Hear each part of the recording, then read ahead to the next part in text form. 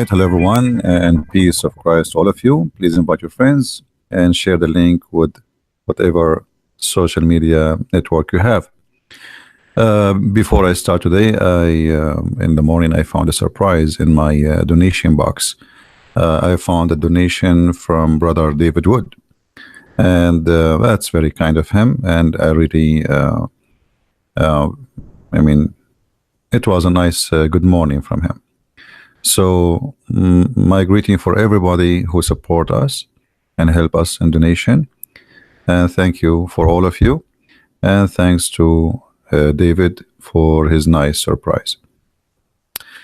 Yeah, I heard that he's trying to contact me, and I told him to give me his ID so I can contact him myself.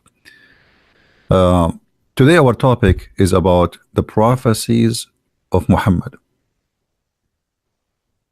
Muslims, they claim that Muhammad, he have a lot of prophecies. If you go and search in the net, you will find endless articles speaking about Muhammad prophecies.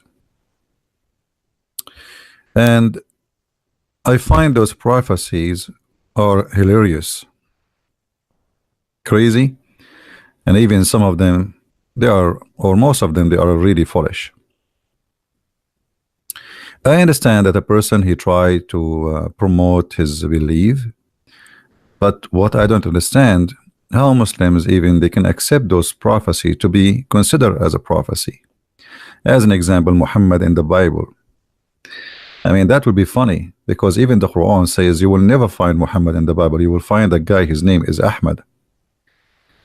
And the Quran says that you will find his name Ahmad, not Muhammad, and not a prophecy do not tell who is this person. If we go in the Quran, please invite your friends. And as you know, we are not kind of people who make statement without proofs and reference. Muhammad, he made it clear that it's already prophesied about him, but as a person who his name is Ahmad.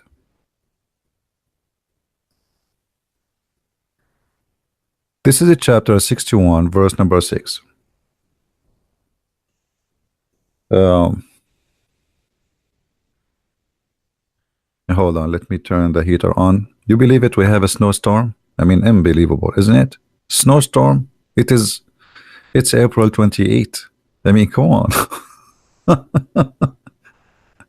Snowstorm. Anyway, give me a second.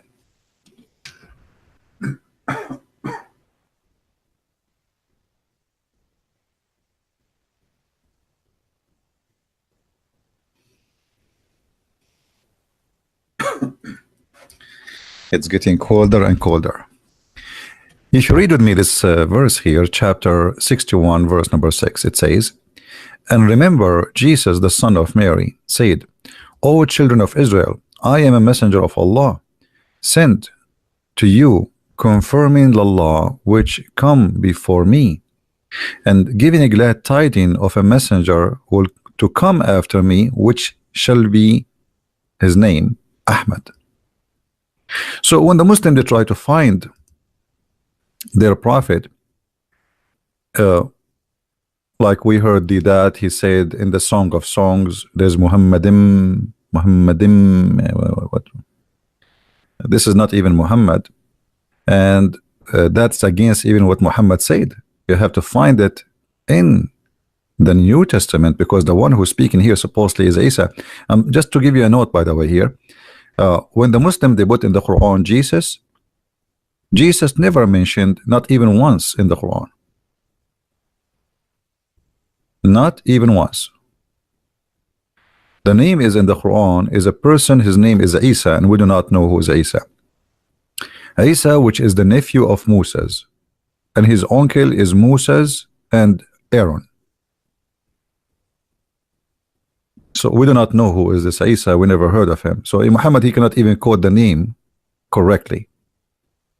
So here you notice that Muhammad is claiming that Isa he prophesied about him as Ahmad, not as Muhammad, not as the comforter, as the Muslims, they come and say the comforter says their spirit. I mean, is your prophet a spirit? Is your prophet living forever? I mean, Muslims are very funny when they try to prove desperately their prophet to be a prophet.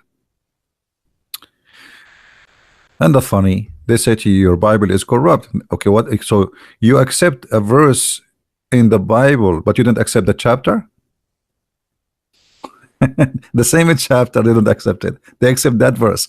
That verse only speak about the prophet, but that verse proving to them that they are lying. Or what about the verse which in the Old Testament speaking about the hypocrite who they say the book is sealed? We are unlearned. They say, here we go, the prophet is unlearned. But the verse they're speaking about hypocrites, liars. How you even accept that this is about your prophet? So desperate time always required desperate measure. Now we go to Muslims articles about Muhammad prophecies. You see there's tons of articles, and all of them by Muhammad, like this one by Muhammad. Look at his beard, how beautiful. Muhammad al-Shinawi, sound like an Egyptian. Muhammad al-Shinawi is a graduate of English literature at Brooklyn College, New York.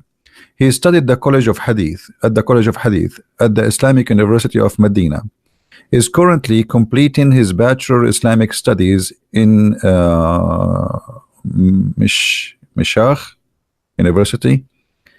He has a translated major work of International Islamic Publishing House, blah, blah, blah. Okay. So prophet is a prophet, and here we will show you the prophecy of the prophet. Actually, we can use the same ones, the Muslim, they use it to say this is a prophecy to prove Muhammad to be a false prophet. As an example, the Byzantine or the Byzantine, they lost and they will win. This is what Muhammad said in the Quran, in the chapter of the Roman. But he said he made a mistake. He says in a few years, which mean between 3, as you see here in the translation, between 3 to 9 years. In fact, the Roman, they never been victorious until more than 16 to 17 years after. Because in order to say victorious is victory. That's it. The war is over and we are the winners. So Muhammad here, he exposed himself. And as long we are talking about the Roman, let us see what Muhammad speak about the Roman, proving him again to be a big fat false prophet. Sorry for using the fat, but I love fat, by the way. I don't know, many of you maybe you don't like fat food.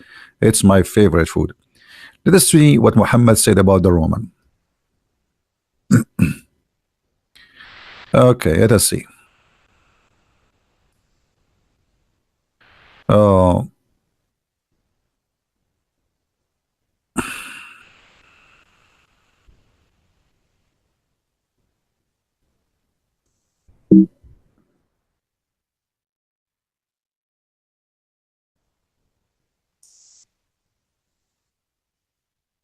As long as Muhammad is a prophet, so whatever he says about the Roman, it should be true. Let us see what Muhammad he said. Muhammad he claimed, and this is Sahih Hadith, so Muslims cannot say it's a lie. This is Sahih Muslim, very authentic, very accurate. Hadith number 2898. Muhammad he said, the last hour would come when the Romans would form the majority amongst the people. So Muhammad he made a prophecy that the #1 population in the world before the judgment day is going to be the Roman.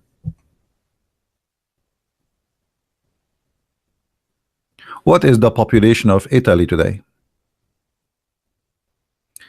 If there's anyone there, his name is Tony. Hey Tony, Lamborghini, what is the population, Tony, for Italy? So Muhammad predicting that the Italian, they will be before the judgment day. Well, if we can say the Italian, by the way, the Roman is not, but we will say those are what is left of the Roman. So Muhammad predict that the judgment day will not come until the Roman are the majority of mankind. I mean, isn't this is stupid? Isn't it? This is obviously stupidity. Muhammad, he never thought that the Roman are going to disappear. He thought they will increase in number, and not only that, they will increase in number, they will become the majority of mankind. The majority among the people. What people? Mankind. So when Muhammad he quote for us about the Roman, obviously Muhammad is a liar again, and this is a prophecy from a prophet. You see, the Muslim, they cannot say this is not a prophecy. He's saying, talking about the last hour. And when you say the last hour would not come, huh, until the Roman would be forming the majority, actually, if you see the translation, تقوم الساعة والروم أكثر الناس. The judgment day will come and the Roman will be majority of mankind. If you go to the translation, look what the translation is saying, just to show you how they fabricate in order to cover the ass of the prophet. I heard the Messenger of Allah saying, the last hour would come when the Roman would form majority among the people. The translation is close, but it's not really accurate. I mean, why you are doing that? The hour would come when the Roman form the majority of among the people. So as long the Roman disappear, that means the judgment day should happen when the Roman was exist. Is that correct, guys? Do we understand what I'm saying? As long the Roman are not exist no more, so the judgment day time based in the prophecy of this man who claimed to be a prophet passed long time ago. There's no Roman, and he is talking about them as the Romans. You see, you cannot say he was meaning someone else. He said the Romans. The second you say the Romans, that is the Romans. That's it. There's no other solution. And he made the prophecies about fighting the Roman. And actually, in this article here, this guy, he speak about it. So look, from the statement of Muhammad, the verse in the Quran here proving Muhammad to be a false prophet, because the fight did not happen as look at this, what he says. Look at this. From 613, 619 CE, the Byzantine were absolutely decimated by the Persian Empire, losing territories of Antioch, then Damascus, then Armenia, then the most crashes Jerusalem, then finally in Egypt.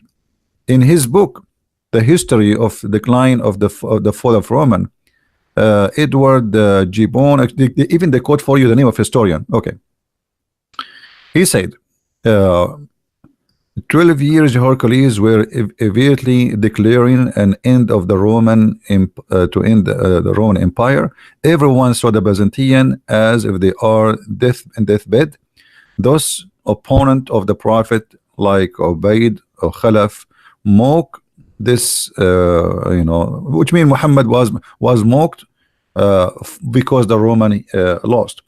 And by the way, here we have to ask ourselves a question. This verse here proving to us again that Muhammad was a heretic in that moment, a heretic, a Christian. He claimed to be Christian. How we know that? If we go to the chapter of Ar-Rum,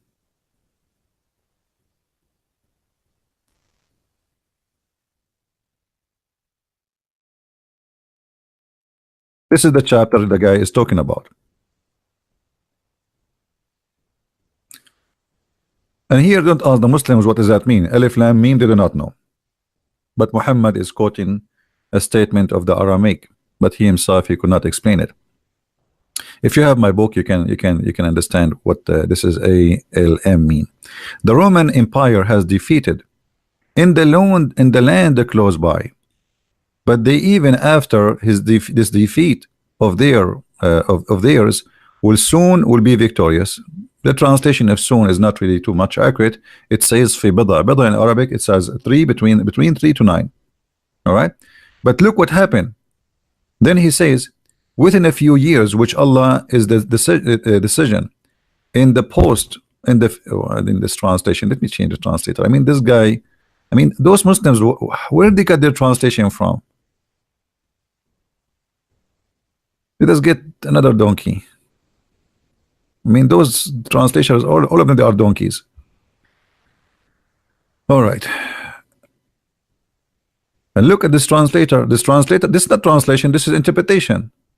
He added the Persian, he added, there's no Persian in the, so what is that? I mean, different translation. Hold on. We would choose who? I mean, all of them, they are the same madness. Arbery, let us see Arbery. In a few years, to God belong the command before and after, and on that day, believers shall rejoice. Okay, hold on. This is the proof that Muhammad is a false man. He was claiming at this moment that he is a Nasara, not Christian Nasara like Jehovah's Witnesses, a false cult. Otherwise, why the believers will rejoice? Who is the one who rejoice? If the Roman, they became victorious.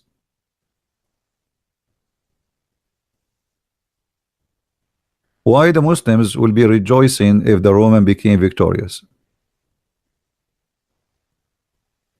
The answer is very simple. At that moment, Muhammad, he claimed to be a Nasara, which is a cult born out of Christianity. So when the Roman, they lost, they were making fun of Muhammad, saying, look, your God lost the war.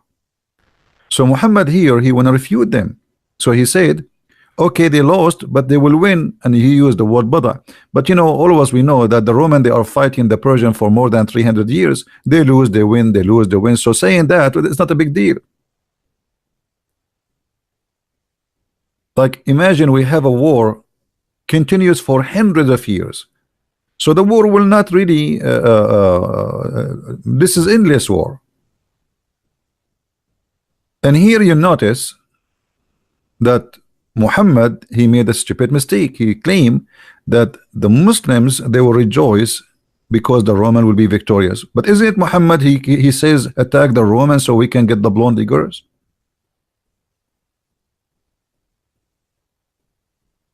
And if both of them, they are kuffar, why Muhammad is insulted for saying the Roman lost? So here Muhammad, he made a mistake. First of all, he says, fi adna al-ard, the most closed land. The most closed land is where the Roman lost. Okay, which is the most closed land where the Roman lost? If we go, you know, you can get my book and read. We will see that the chains of the history report of battles, none of them report there is a land which is really close to Muhammad where they lost. Where? What is that? Where? Adna, it means the most, the nearest, the nearer, the most close part. Where is that? The big consequence, we know, like what happened in the when the Persian, they conquer Jerusalem, and this is what the story is about. Now you can go yourself, you do not need me. Go and see when Jerusalem lost and when the Roman, they have a complete victory. And you will notice here it passed easy the 9 years. It passed 16, 17, 18, depend in the historian. But however, it passed by many years. So Muhammad here, he made a false prophecy. Again, as long we are talking about the Roman. What Muhammad, he said about the Roman?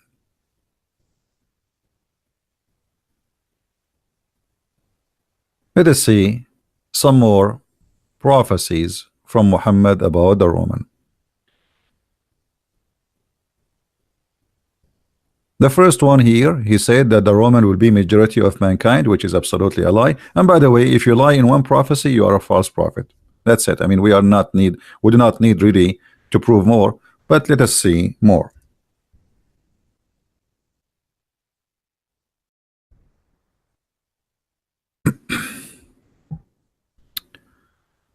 Here the verse is speaking about, read carefully with me. On the day of Badr, the Roman had victory over the Persian. On the day of Badr.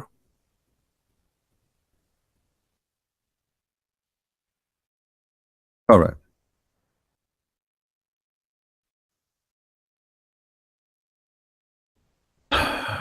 The Roman, they have victory. The Roman had a victory over the Persian on the day of Badr. If we go to the article, which is written by this guy, he said between the year 613 and 619. This is what he said, not me. All right. I'm just showing you what Muslims they say. Doesn't mean it's true. Just be careful. And we are using their reference to show you how they try to fool you. So there's big events happened. Uh,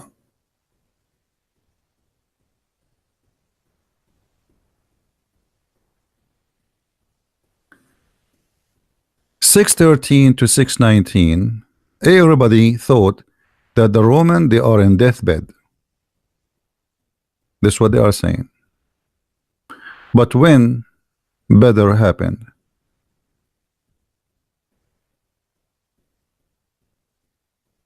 there is the fight of Badr, you know, where Muhammad, he promised the Muslims to have victory, and they lost. He promised them that one of you can fight 10. They went to the war, and we will show you that as a false prophecy of Muhammad, and they lost the war.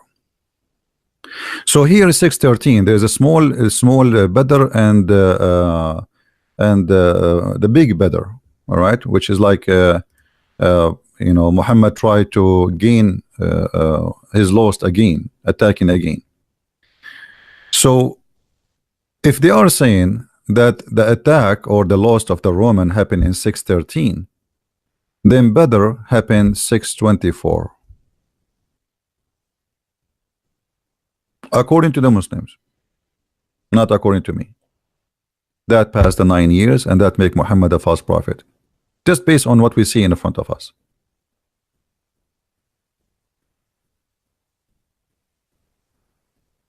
But I never take what Muslims they say, because here this guy, he did not mention that the verse in the Quran says the nearest land. He did not tell us what is the nearest land. If you see here, they give us a bracket of years, 613, 619. So which one is the year where the Roman lost? They will not tell you, because they wanted they wanted to be you know, like open, so they can play the game. Which year? Where the Roman, when Muhammad he mentioned that, which year? You know,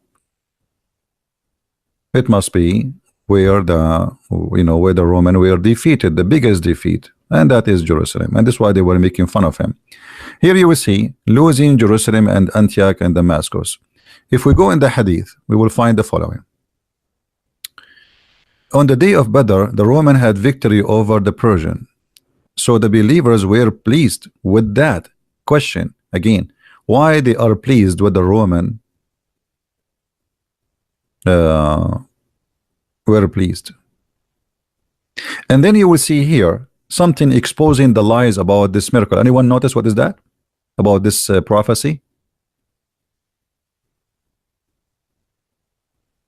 Anyone notice how this hadith exposing all the lies about this prophecy? Anyone is reading with us? Who is reading the hadith in front of us? Because I think you did not notice here we have a big problem.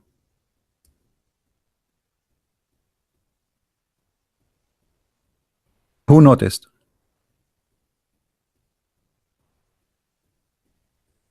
Nobody knows?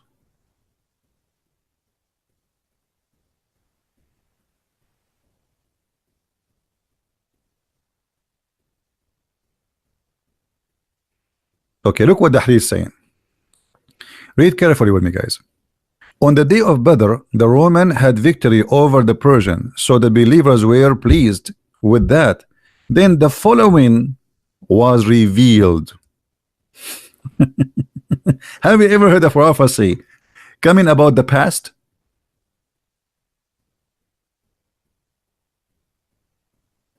Did you notice?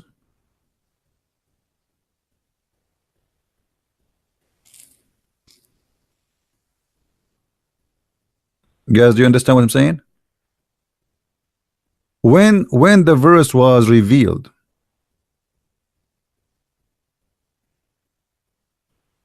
the verse revealed after the Roman, they've been victorious. Okay, so what is the prophecy?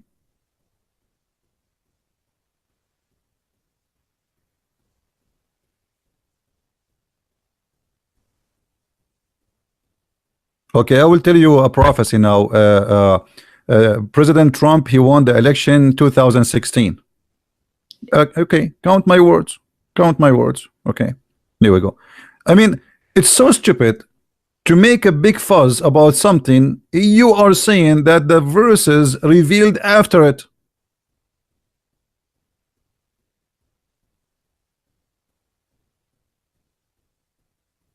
And let me tell you another prophecy, which none of you knows. Okay, that there is a president Macaroni in France. He won the election, last election.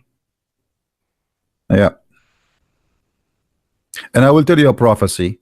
Putin, he will be a president in the year 2019.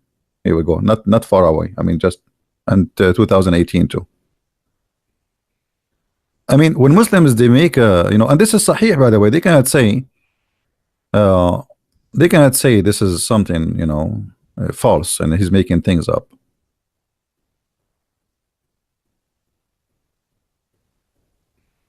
Do you guys save the reference? So here we prove many things about the Roman to be stupid, and they are making a prophecy out of something stupid. It's not even prophecy. But when you are desperate, you do desperate measurement so you can save your prophet from being exposed. I hope you are saving the reference so you can refute Muslims with this. But even if this hadith does not exist, we are showing you that even by numbers that this is a lie. Now we continue.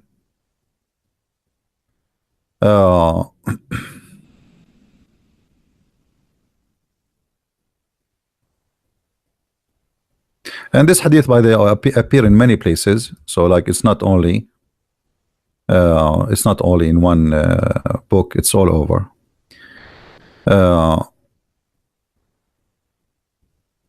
The signs of the judgment day. The prophet said there's 5 signs have to happen.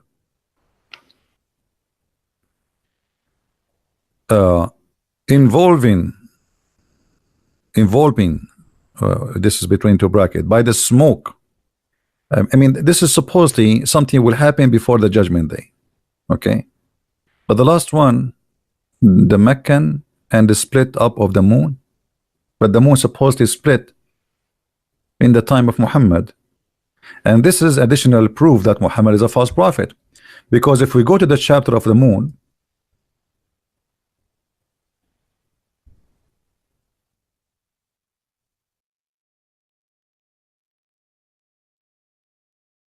Muhammad here, or the God of Muhammad, he made a false prophecy, because he said that the moon split and the judgment day is very near, very soon, in the corner. You see, the اقتربت الساعة. اقتربت, it's like it's very, very close. So Muhammad, he claimed already that the judgment day started. Otherwise, what is the point of the sign of judgment day if the judgment day did not come since 1400 years ago? This is additional false prophecy of the false prophet Muhammad. He saw an eclipse and he claimed that the moon split, and all of us, you can go and search. The Muslim, they post for you pictures from NASA about a valley in the moon, and they say to you, here we go, the proof that the moon split. This is a valley. If this is the split of the moon, we have many of split for the earth. Have you ever heard of the biggest valley? It's called the Grand Canyon. This is not the split of the moon. This is just an eclipse. So Muhammad, he saw an eclipse. He claimed that the moon split. And by the way, those are verses Muhammad he stole from the poetry of Imru al-Qais. It's exactly as it is. as Amr al-Qais, he said.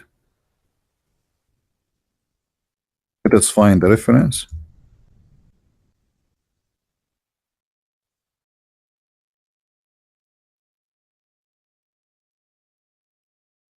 Muhammad is a thief.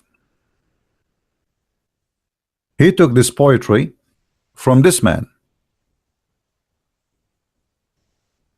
ذات الساعة وانشق القمر عن غزال صاد قلبي ونفر أحور قد حرت في أوصافه نائس الطرف بعينيه حور مر يوم العيد. You see all those signs, the lines drawn here, all of those are verses taken as it is from the poetry, and Muhammad he added to his Quran. He changed only here like word from danat, he make it in the Quran اقتربت. Let me show you what I'm saying. I don't know if I can make it. Hold on. I need to take snapshots so we put them close to each other. Hold on. Give me a second.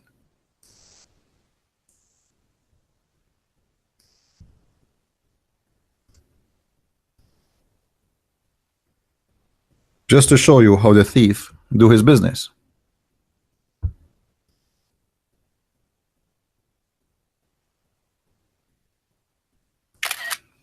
Okay.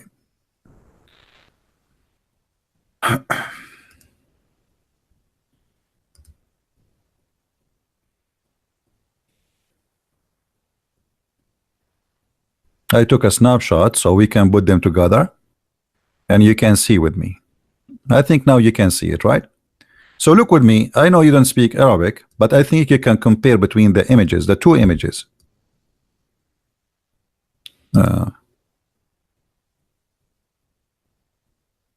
Look with me carefully.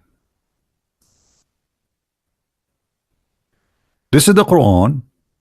اقتربت الساعة وانشق القمر. الساعة وانشق القمر.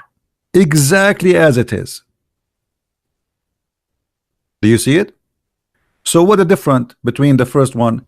The word here is اقتربت. The word here is danat. Both of them, they mean the same meaning. Danat mean get closer. اقتربت mean get closer. A thief. ناعس الطرف. Muhammad, he took it in the Quran, he put it too. فرماني فتعاطى فعقر. Muhammad, he took it, he put it in the Quran too. فتركني كهشيم المحتضر. Muhammad, he took it, he put it in the Quran too. And the list of the poetry, not only those, he took a long list of the same poetry of this man. This is a poetry written long before Muhammad. If you have my book, you will see them all there.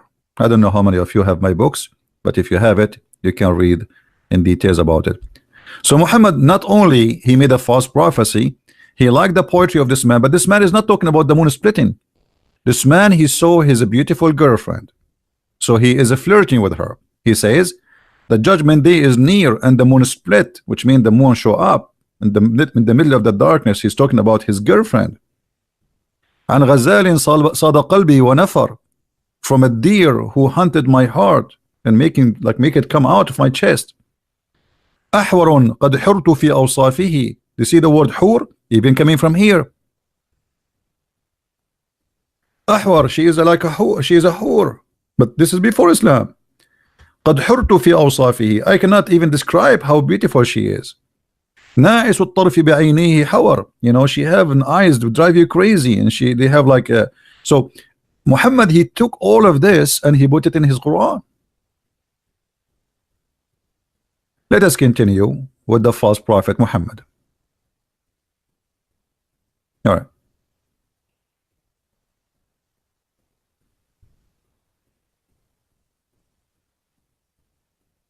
If we go and see in the hadith, we will find in this reference of false prophecies in the Quran. Endless ones.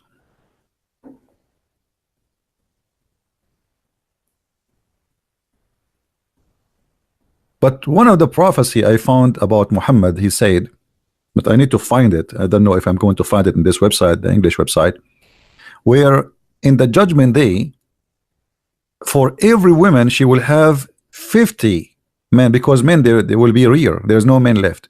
So every woman, she will, in the other side there's 50 men. Every man, every woman. Let me see if I can find the hadith. Hold on. I don't think they will translate this one here, but we will see. Um,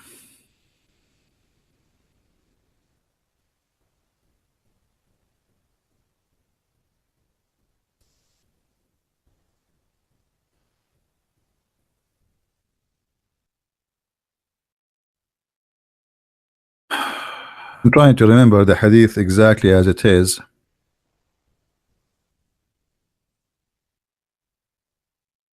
Let's see.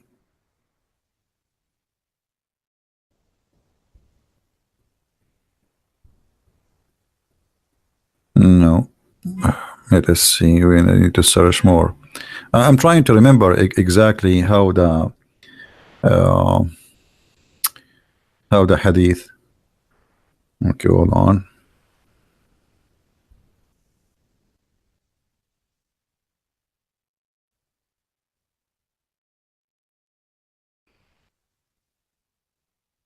Now,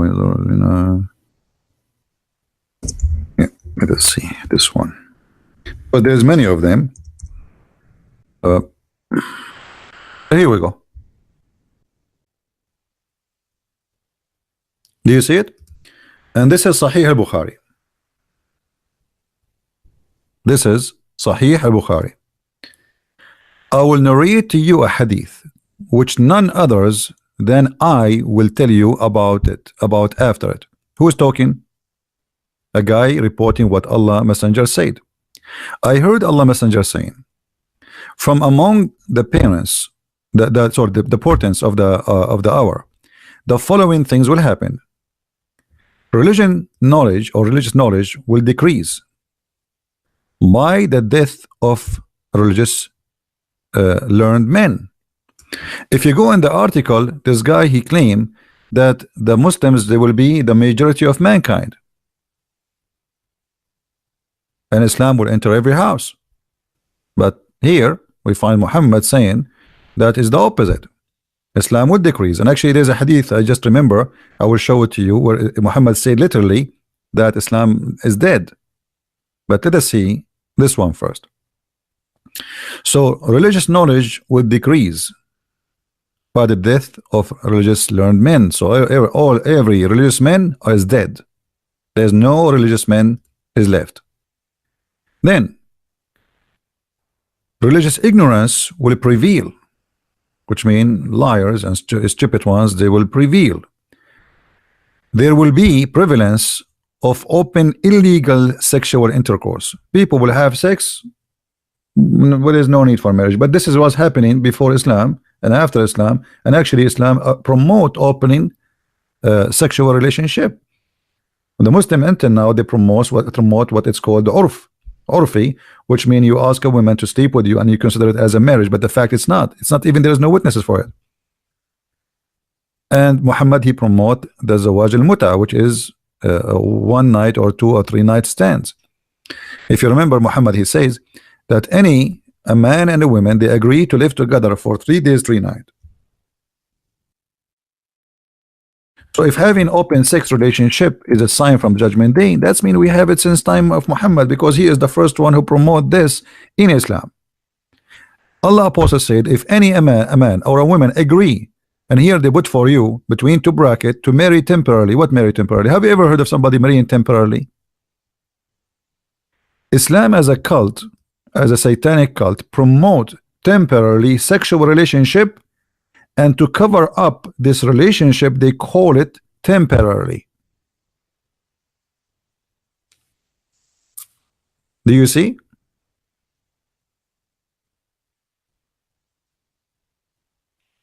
Hey Muawiyah, what is that flag? And by the way, just to show you the ignorance of the Muslims, they call themselves names like this guy here. His name is Muawiyah, and he is putting us for us supposedly the flag of ISIS. Okay, but let me show you. This is Muawiyah. But Muawiyah, mean, excuse my language, in Arabic mean a bitch, and especially a dog, a female dog. So how you are calling yourself such a name and you are bringing to us Islam? I will tell you why. Because you are stupid, you do not know what the name means. So now you are calling yourself bitch Islam, or sorry, I mean the female bitch Islam. That because you are ignorant and you are just a copy paste. You have no idea what you are. What I mean, amazing. Their ignorance always speak for them.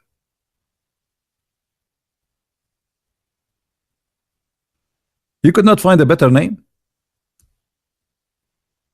And by the way, the name he's talking about is the family of Abu Sufyan, where Muhammad, he bought them to convert to Islam. He could not make them convert to Islam. And the Quran speak about them, and he says, وَالْمُؤَلَّفَ قُلُوبَهُم. We can talk about it later. Muhammad, he gave to everyone from this family who they are criminals, warlord, 100 camels so they can accept Islam. Because Muhammad, he needed them to promote or to force Islam by the sword. But let us go back here. What kind of cult saying that a man and a woman, they can agree to sleep together, and then we put between two bracket temporarily marriage? How marriage can be temporarily?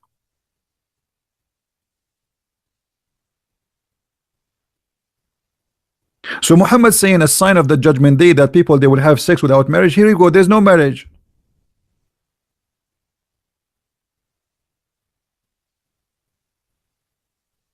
And people have sex without marriage since the beginning of time. It's not something new.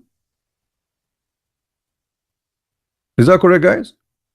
I mean, this is something happen always. It's not something like when you say a sign of judgment day, that's mean this has never happened and it will happen in the future. Muhammad himself had himself. He is born 4 years after his father's death. So how Muhammad came to existence? Imagine I die and my wife after 4 years she have a baby and now he's my son.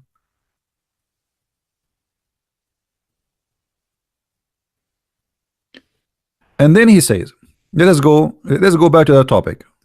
Here we show you that sexual relationship before marriage is something normal happened, and the Muslims, they are the most ones who practice that. Muta. Do you know, guys, what muta mean? How many of you knows muta here? What muta? They say muta marriage.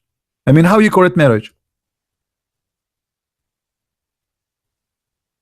Muta mean pleasure, sexual pleasure. So you are contracting a woman to sleep with you, and you have to pay her money. It's not for free. And then you say this is marriage? It's not for free. The women, you have to say to her, I wanna have sex with you, and I offer you $10. She have to repeat after you saying, and he have to say, sorry, you have to add the timing, like for how long, like for 2 hours or 3 hours. And then she have to repeat saying, I agree to sleep with you for $10 for 2 hours. If both agree on that, this is muta. This is the prophet who they are trying to be proud about. How this can be a prophet? Prophet of what? This is prophet of adultery. He himself is an adulteress and he is promoting adultery. Let us continue.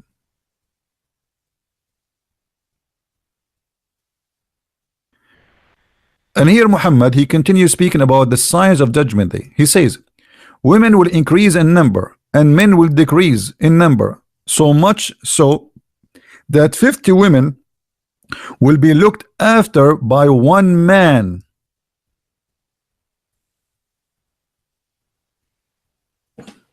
Do we have any Muslim in the bushes?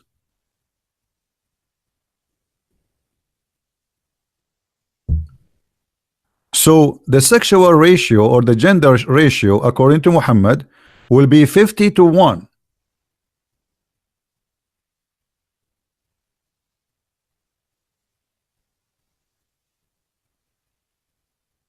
Is that possible?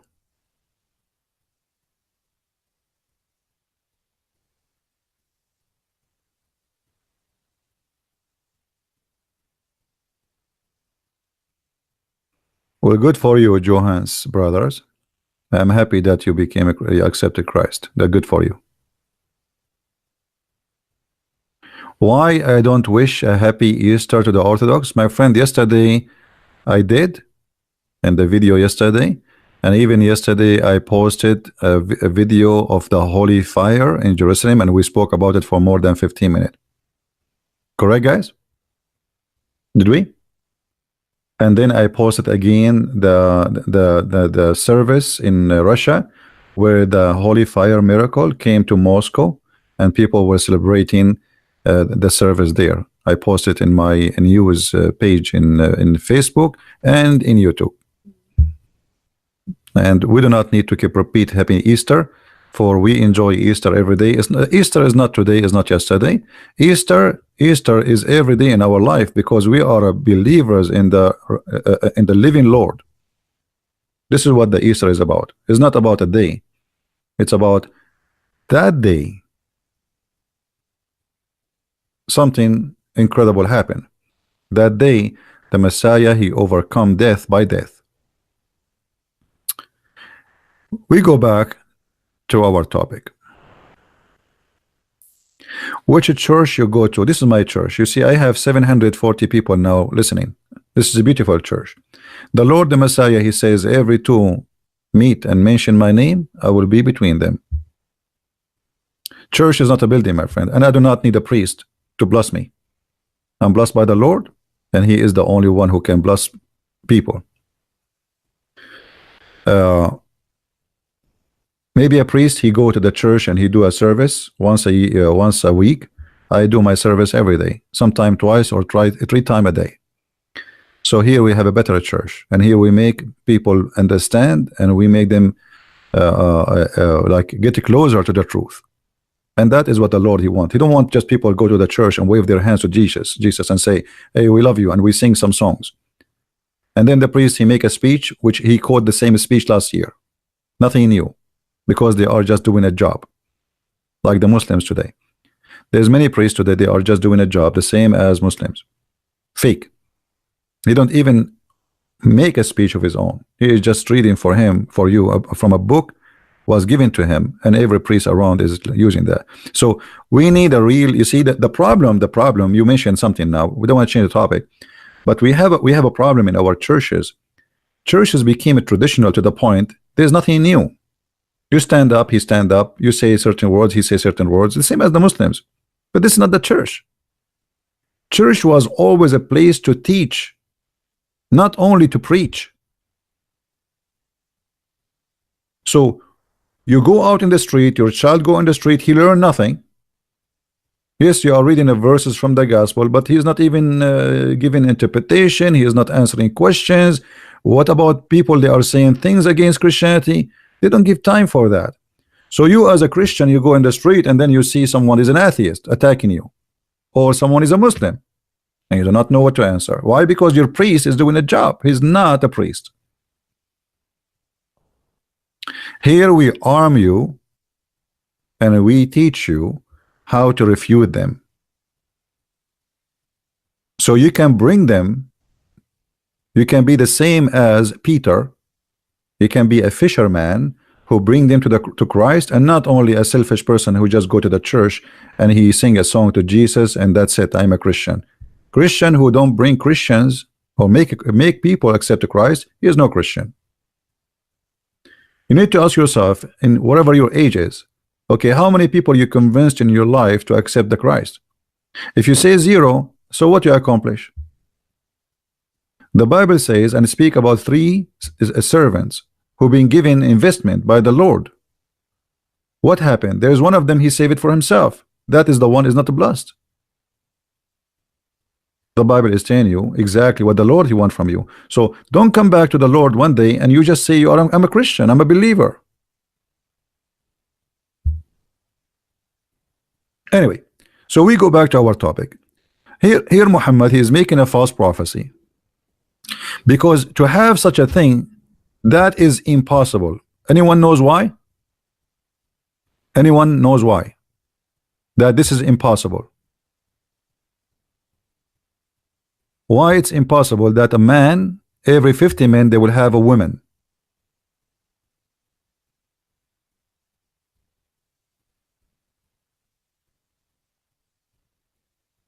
Anyone want to use his brain? Who want to use his brain?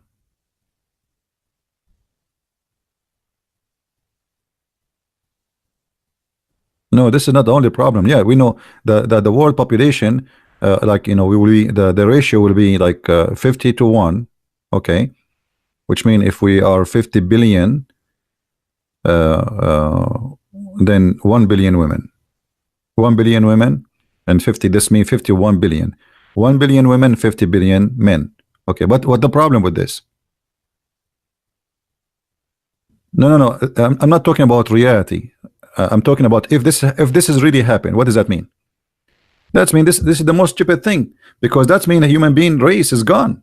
How you can reach the point that you have 50 to 1, if because now every man they have a chance only to make one woman pregnant, give a child.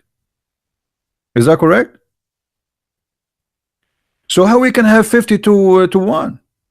Because in order to have 50 to 1, we have to have 50 child who they are females, and one she is 50 child they are male, and one she is a female. And that's mean the women before she die, she have to generate 50 child. Every woman. Actually 51. You know what I mean? Because how we can reach that number? If we have 50 to 1, that's mean the number was decreasing in a dramatical way, to the point that there's always, I mean, like the women number is decreasing and the men number is increasing. You see, if Muhammad says the opposite, we can say that it's possible, because it's still the one who will get the babies is the women. You can have one man and 100 women, still he can make them all deliver babies, but you cannot do the opposite. Are you guys following with me? Are you following with me with my limited English? Do you understand what the problem? If we have one man to 50 women, that can be possible, because okay, he have sex with all 50, but all of them they are bringing females. Okay, but 50 men and one female, still she cannot have 50 child in 9 months. She will have one child.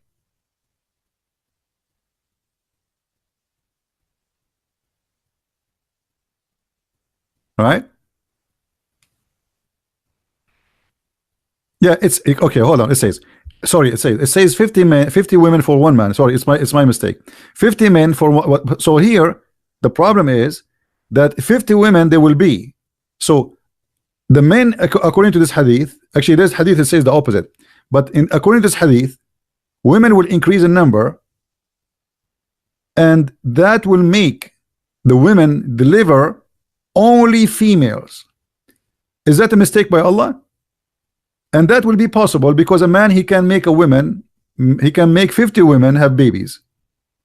But how the women, all of them, they will have babies, all of them, they are females, unless Allah, he wanted that. And why Allah, he wanted that? And how Muhammad, just the hadith, in the same hadith, he said that sexual intercourse without marriage will be the most popular thing. Okay, the women, they will have sexual intercourse with who? Let me see if I can find the hadith, the other one, which is opposing this one, where it says that men will be the majority of mankind. All right.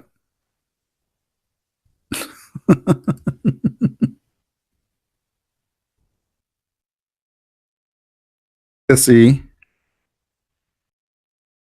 If you ask Muslim, by the way, why a Muslim man he marry 4? What the Muslim they would say to you? They say to you because there is more females than male. Okay. Why Allah making men a lot less? Let us see. I'm trying to find the other hadith which is saying exactly the opposite. Actually, I was looking for the other one, not this one. But anyway, this one appeared in the way.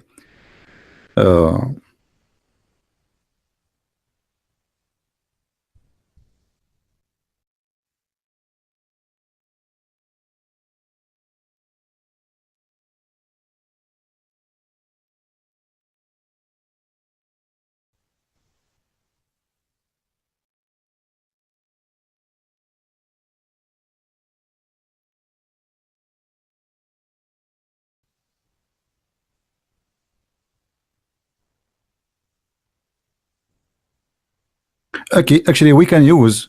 You see, I'm trying to use the other one.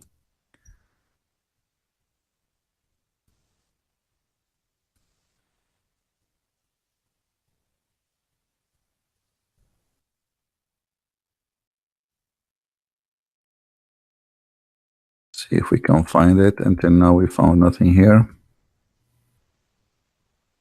And one of the signs of a false prophet, if they say the opposite, Muhammad always he say things which oppose the other thing. And by the way, hold on. There's a hadith. If we cannot find this one in English, let us try the other hadith about the Roman. We go back to the Roman. Uh,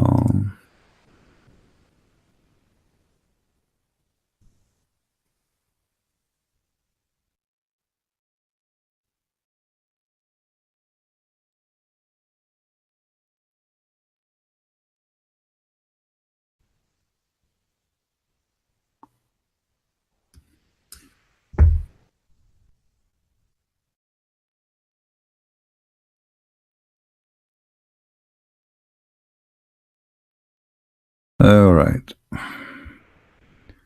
50 women for one man.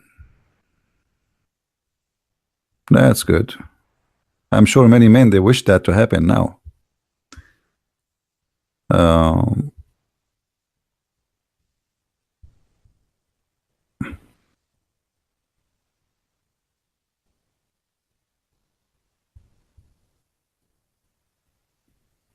there's a hadith about an army of the Roman and the army of the Muslims.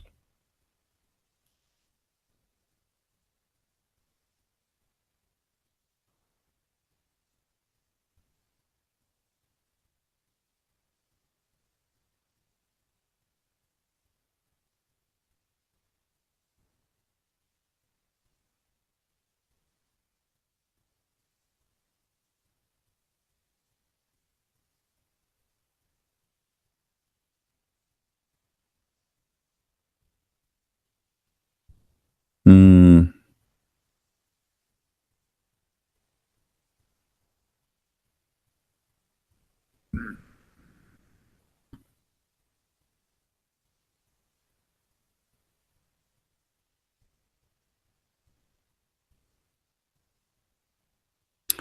give me a second. You see, I don't like to mention something without showing the reference. So let us see.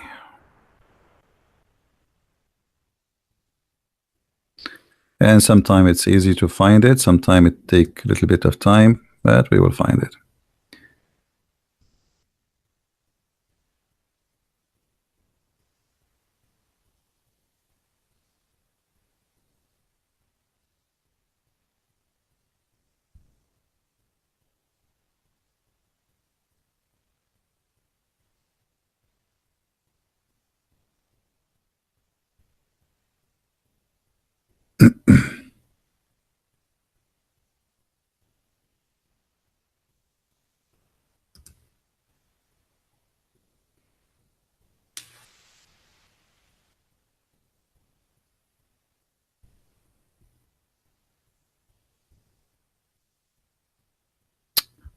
Mm,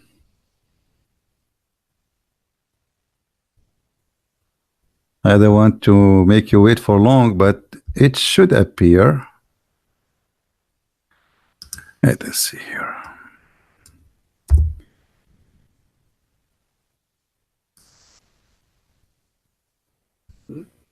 I don't feel good if I mention something I cannot show it.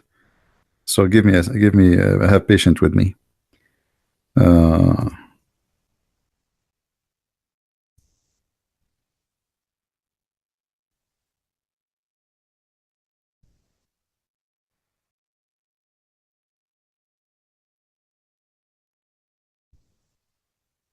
you have to remember the hadith is exactly as it is to find it, and that is the difficult thing.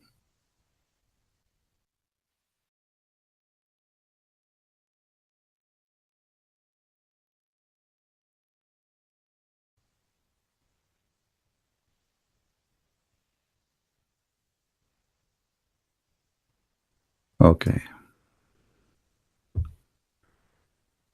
Maybe we found it. Hold on.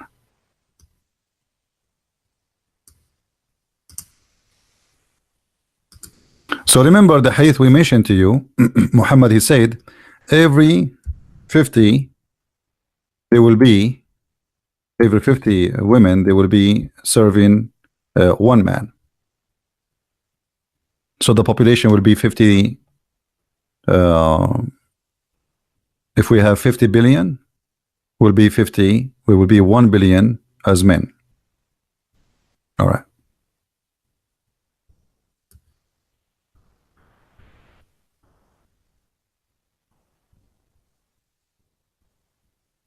mean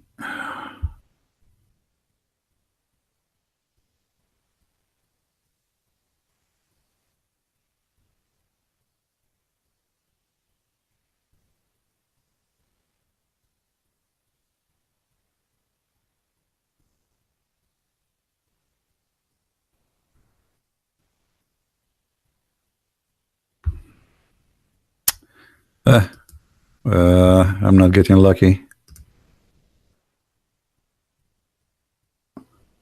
Let's try something else.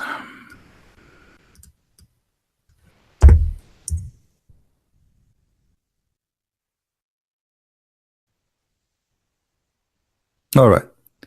Let us use this one. It's not really the one I'm looking for. Here we go. Okay, let us see this. Let us use this one.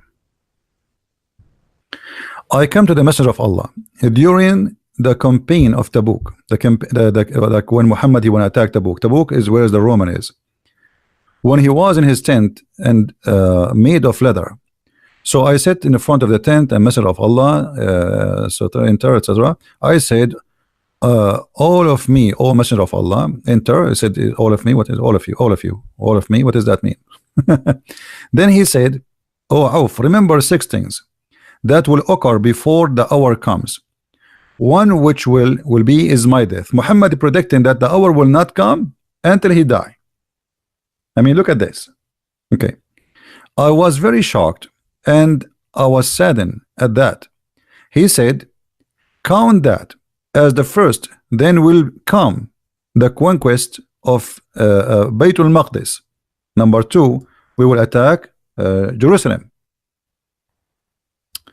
And then a disease which will appear among you and will cause you and your offspring to die as murder.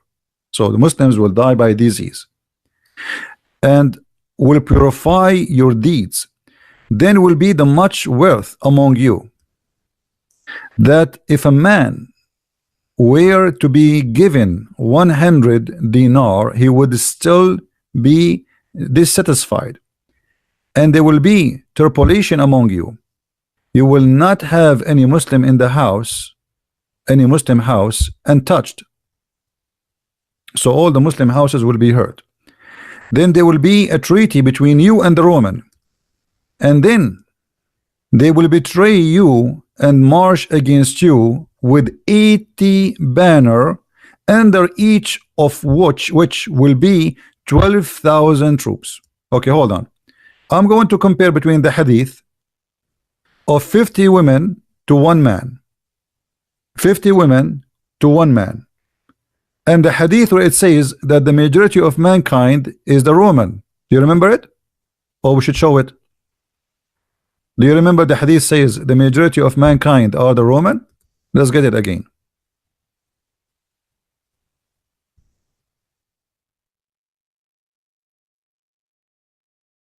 I want to find the other hadith, but I could not find it.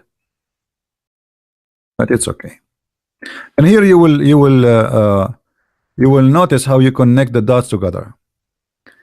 I heard Allah Messenger, may peace be upon him, saying, the last hour would not come when the Roman would be forming the major of among people of mankind. I'm going to use the hadith of 50 women to 1 man. Okay, 50 women to 1 man.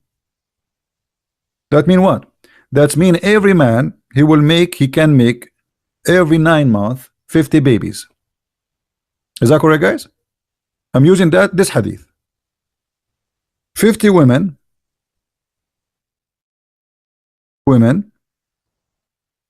from every man, they can make 50 babies every 9 months. Do you agree? That mean a man, he have 50 women. How many babies he can make in a 20 years average? One man.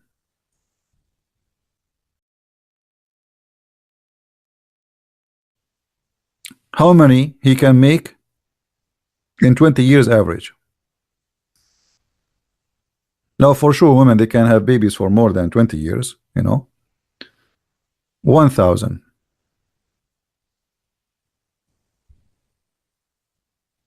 Every man, he will have 1,000. Are you getting close to where I'm getting now? You understand, guys, what I'm like where I'm going to lead you? Who noticed now what the problem? Do you notice the problem? Muhammad, he said there's 80,000 flag. Let us go back to the hadith, the other one.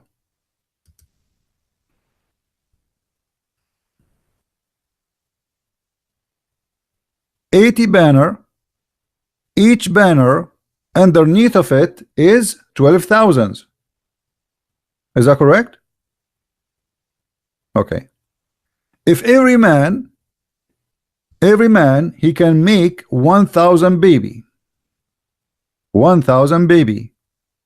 So who of you want to give me the population of the whole world based on this? Because remember, the most majority of mankind are the Roman and the rest are the Muslims. So what is the population that the Roman will be?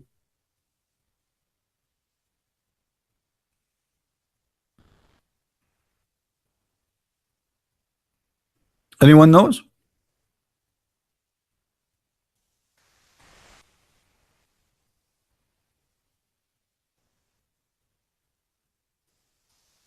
Who is good in mathematics? Too many? No, they will be small. The population of the Roman will be very small. The population of the world, if the Roman are the majority of the mankind, listen carefully. We just showed you the other hadith where it says that what 5 trillion? Guys, how you come with this? You guys are really amazing with the mathematics. Okay, hold on. And by the way, I'm very bad in mathematics, but let us use the calculator. We have 80 flag. 80 flag. Every flag underneath of it is 12,000. Correct? Every flag underneath of it is 12,000. So 80 x 12. 960,000 soldier. Is that correct? Okay, so let us put there 960,000 soldiers.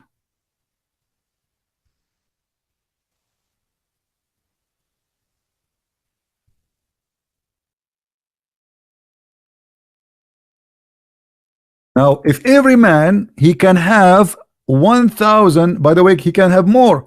We made just the average of 20 years only. Women giving babies, just 20 years. Okay?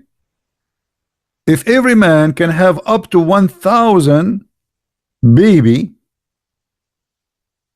that's mean what is the total of the population of the Roman? Or at least the men for now.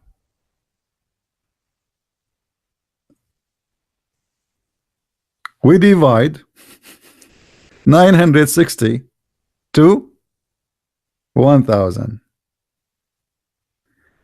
That's mean there's 96 men from the Roman. What 96 million? What 960 million, guys? What are you talking about?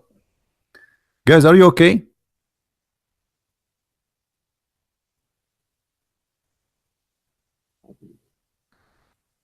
We have, if we divide the 960, listen carefully, we have 960,000 men total.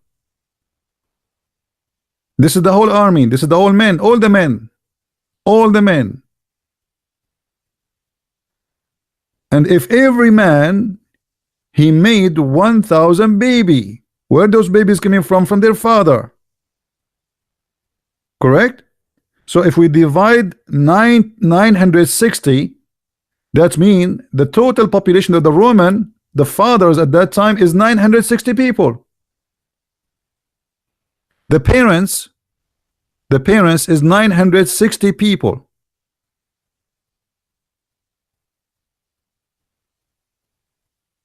Are you getting my the conclusion? If we have 960,000, this is the army of the Roman. That means this is all their men. That's it, all the army there. The army in the Muslims from one side, the army of the Roman from one side. But remember, the Roman are the majority of mankind. The Roman are the majority of mankind. So the Muslims are small, very small in number. That means the majority of mankind is 960,000 people.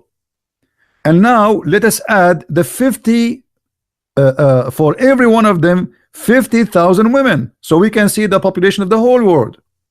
Or the Roman, the majority. Anybody can do that?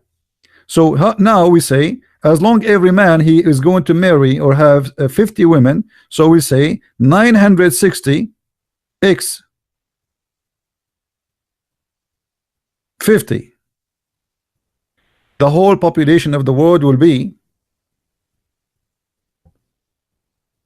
48 million. 48 what?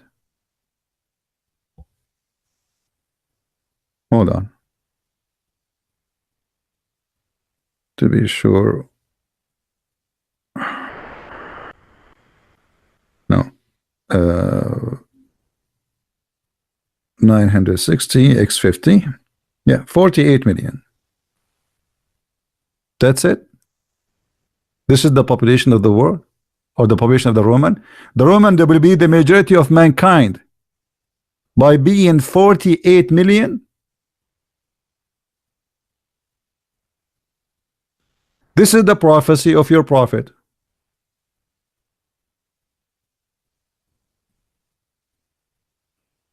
No, we don't change the topic. Why you change the topic? This is what the topic is about Muhammad. You don't like it, you can leave. What do you mean?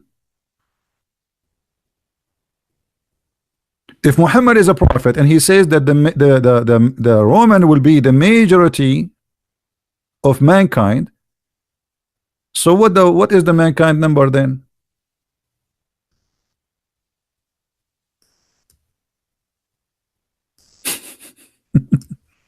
So Muhammad predicted that when the Roman reach the 48 million, the judgment day will come. Because this is when the Muslims and the Roman, they will fight. 960,000 will be fighting the Muslims. However, those 960, they are the men of the majority of the population, which is the Roman.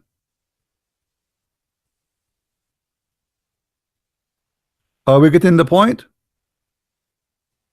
Who did not get it?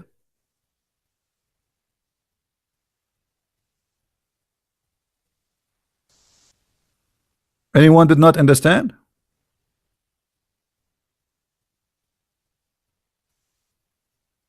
Isn't it this is clear that Muhammad is a false prophet? You see, I could not find you the other hadith where it says that it's the opposite will be what he's saying about men and women. But we will go with this, because if Muhammad here is saying this and he is a prophet, well, this is a false prophecy. This is always about prophesying about the end of the time. The last hour would not come. They will come when the Roman are they would form the majority of mankind. Okay, this is the same time when the Roman, they will be fighting with the Muslims. And what is the ratio of the war? Actually, there's other hadith, I will try to find it, where Muhammad is speak not only about the numbers of the Muslim, the Roman, he speak about the number of the Muslims. But sometimes when you want to find something, just like, you know, it's like mission impossible sometimes. So here he speak about it. Let me see if I can find. And by the way, this is sahih. A Muslim cannot say this is weak. I mean, they cannot deny it. They cannot escape it. They cannot escape this. This is sahih. But let me see.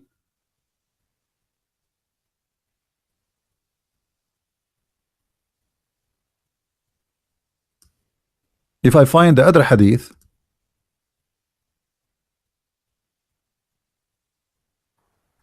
Let me take a snapshot for this, so if we go back, we do not need to do it again.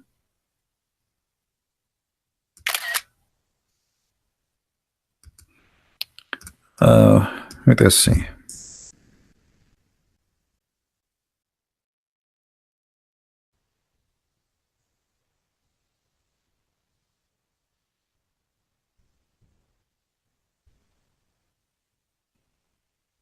Yeah, look like in this website. Let us see.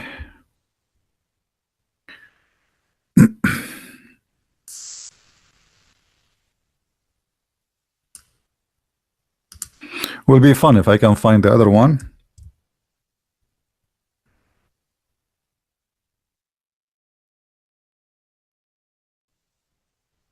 Okay, here, look at this hadith here. Okay. Look at this hadith here. Muhammad, he is making poo-poo here. He says, the Prophet said, the best number companion is 4. Companions is 4.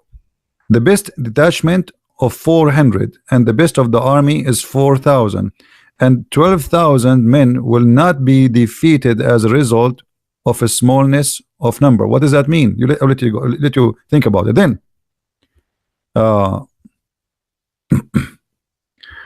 let us see.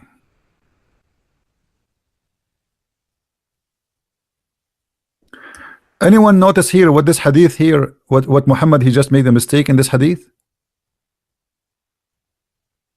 What is the mistake here?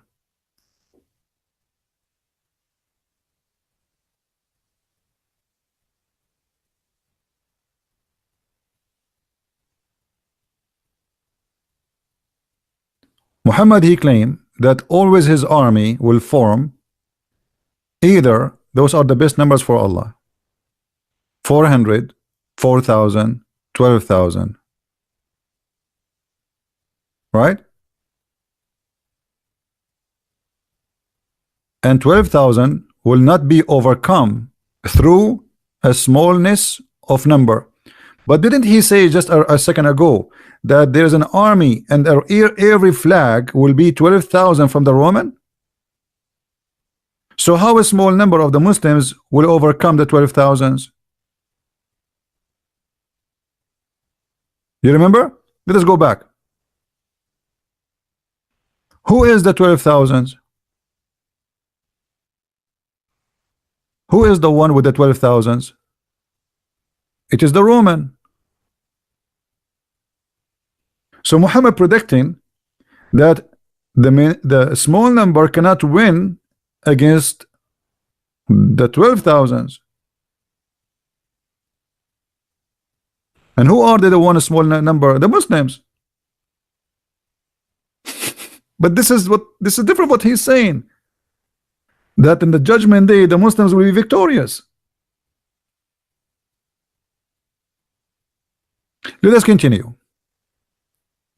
How many of you heard the Muslims saying that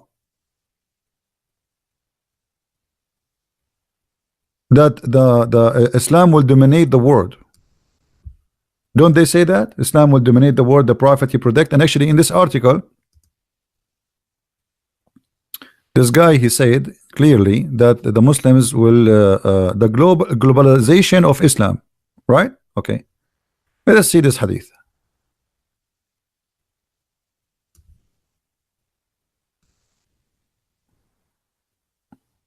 Let us close the one we opened them already. This is the population of Italy. All right. Look at this hadith. The hour of resurrection will not occur as long as anyone say Allah, Allah. What does that mean? Muhammad, he did contradict himself again. In one hadith, he's saying the majority of mankind, they will be the Muslims. In different hadith, it says the minority of mankind will be the Muslims. بدأ الإسلام غريبا وسوف يعود غريبا. Let's find it.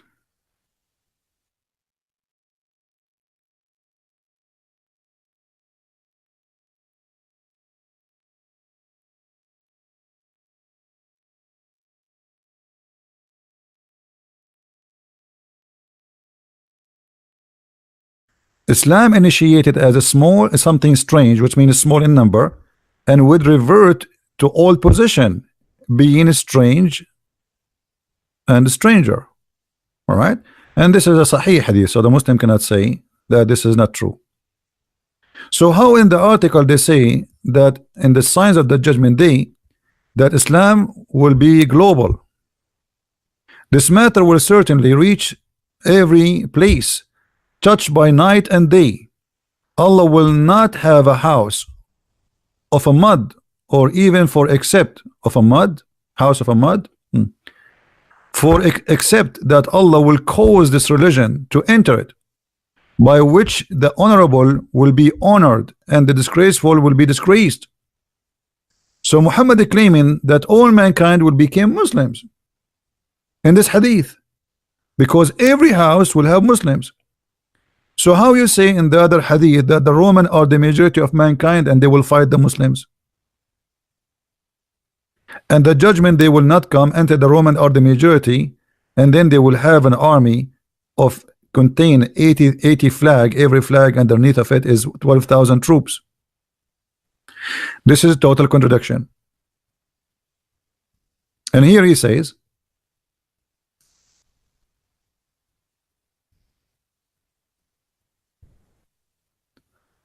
the hour of the resurrection will not occur as long as anyone say Allah, Allah, which means when the judgment day happen, there's no Muslim left.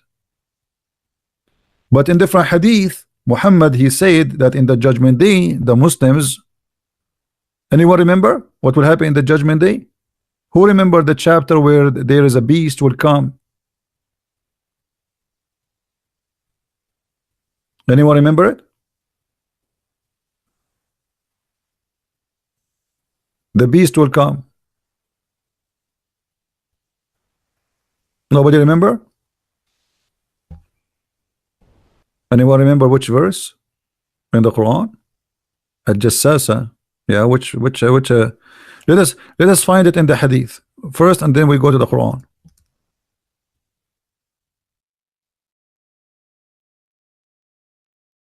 As long Muhammad he mentioned this one, the judgment day when it come, there's no Muslim left, nobody saying Allah no more. Right.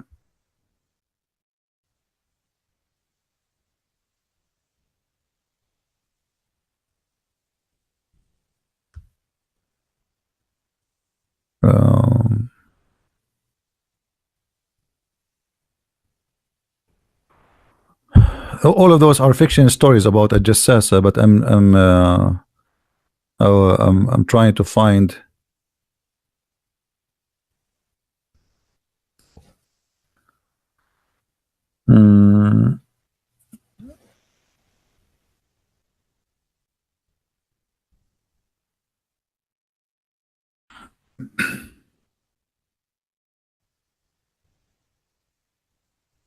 Okay, look with me. Muhammad here is giving us 6 signs will happen for the judgment day. The appearance of the Dajjal, then the beast will come from the earth, then the sun will rise from the west, then the sun will rise from the west. Where is the Roman? They are gone. Continue.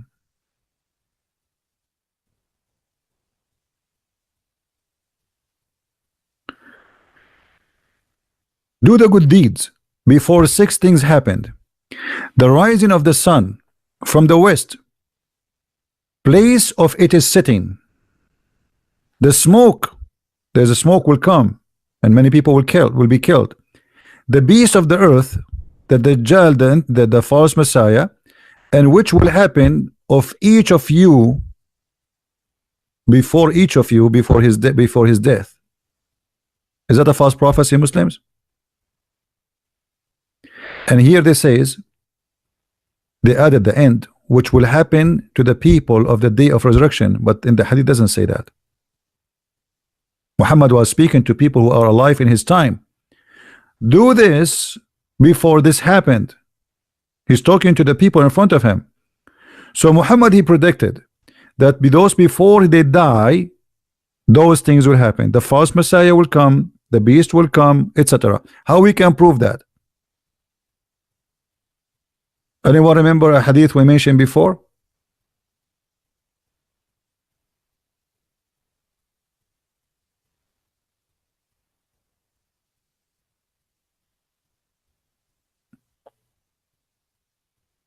Anyone remember?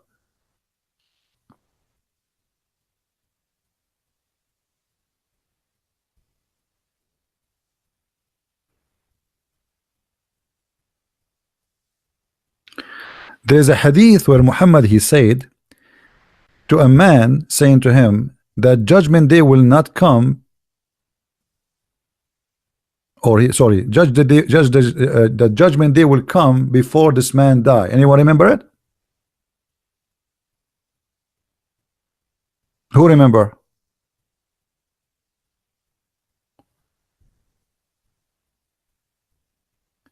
So judgment day will not come, or will come before this man he die. So Muhammad obviously is speaking about people who live in his time, maybe a few generations after, maybe a few generations before. Let me find the hadith so we can show it to you.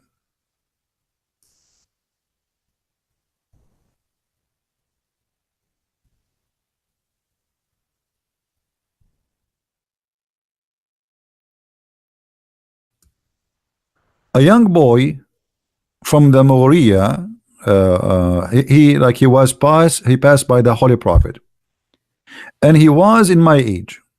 So this guy is talking about the past. Thereupon Allah Messenger said, if he lives long, he would not grow very old till the last hour would come. Do you see it, guys? So all the prophecies Muhammad he mentioned about the one which is 50 men will be equal to one woman, or 50 women will be equal to one man, or al-Jassasa, the beast, the smoke, the Roman, they will be the majority of mankind. All of those have to happen before this guy die.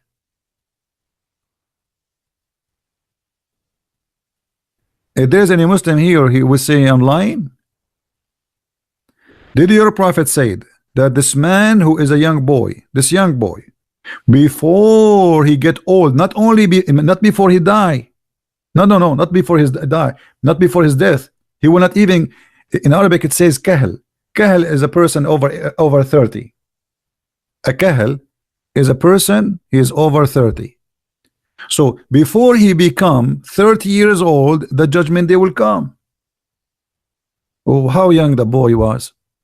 9 years, 10 years, 6 years, 2 years.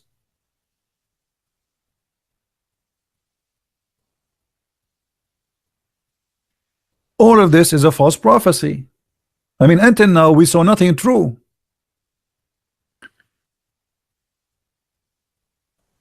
You see, always, look, this is the same hadith, Sahih al-Bukhari. The Muslim, they cannot say it's weak. This is Sahih al-Bukhari and Sahih Muslim. This is Sahih Muslim. That one is Sahih al-Bukhari.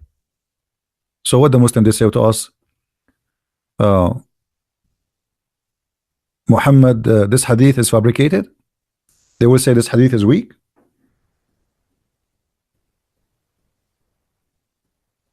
If this slave should live long, he would not reach the age that age, but the judgment day will established. I mean, the hadith is very clear, isn't it clear? So look what need to happen.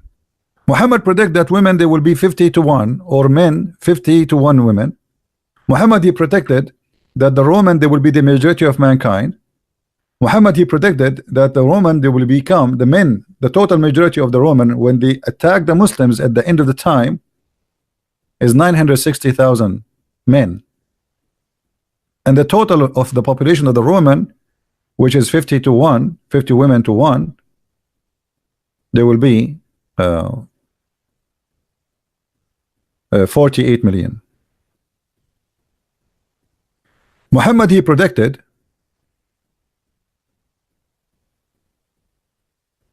that 12,000 they will not lose a war, but in the same time he said that the Roman there will be 12,000 under every flag. So all of this is a madness. It's a collection of opposing each other. When Muhammad he says that the 50 women they will be equal, every 50 women they will have one man, every 50 women they will have one man, that's mean that Allah is making the gender of the females only exist. Why?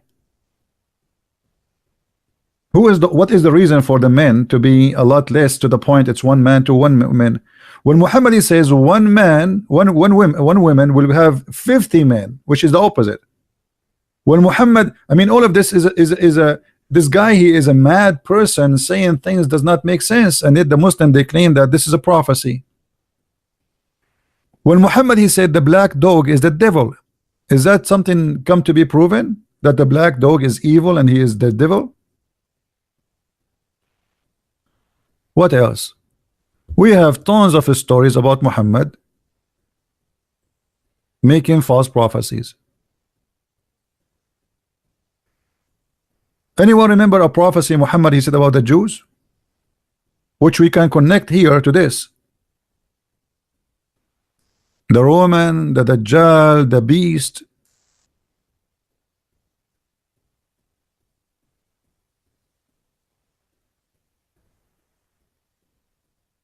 Who remember? Muhammad he said that the judgment day, when the judgment day come,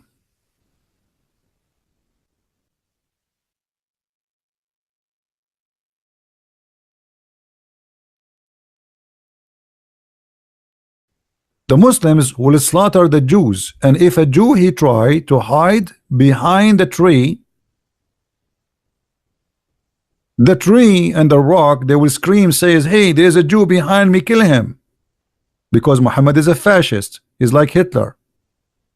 Anyone notice here what is the problem with this? Just think about it as a prophecy for now. Anyone notice what the problem with this?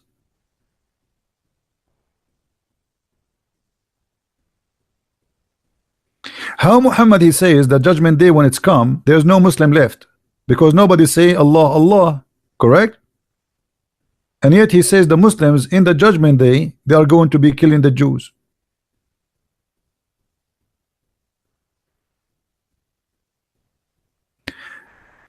There is endless hadith about judgment day. Let us see if we can share more, which is showing contradiction.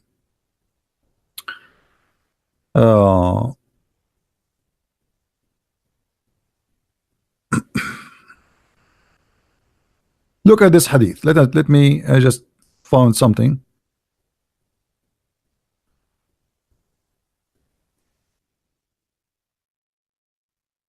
A sign of the judgment day.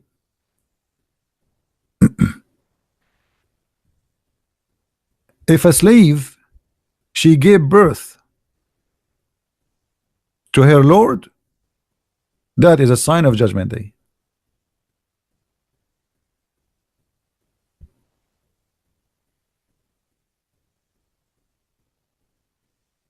Guys, so judgment day started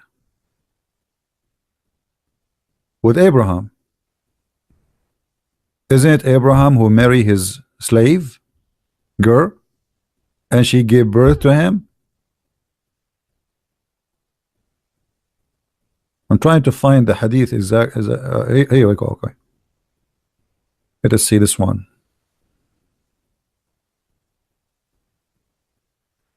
When is going to be the hour of doom? They asked the prophet. He said, the one who asks is about it is a better informed than inquire. I, however, narrate some of these signs. When a slave girl gave birth to her master, when a naked woman barefooted would come the chief of the people.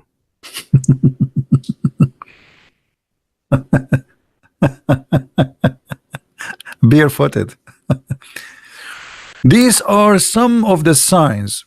And then here, by the way, if you remember once a Muslim, he called for me, a person he called me, and he he said, do you know that the prophet, he predicted that the Arab, they will have high buildings? Read carefully.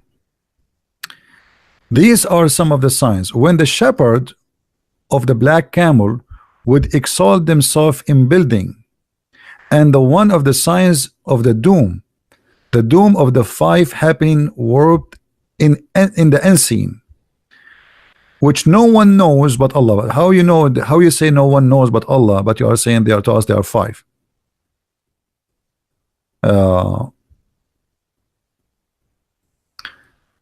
Let me see.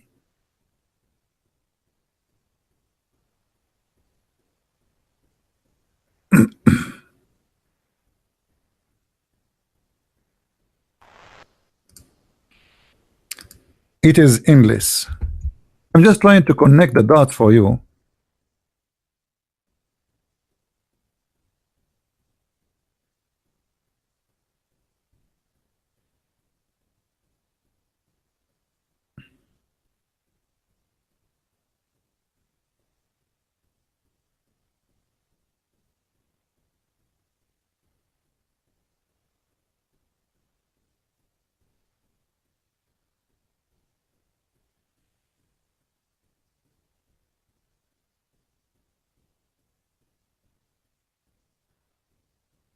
Hmm.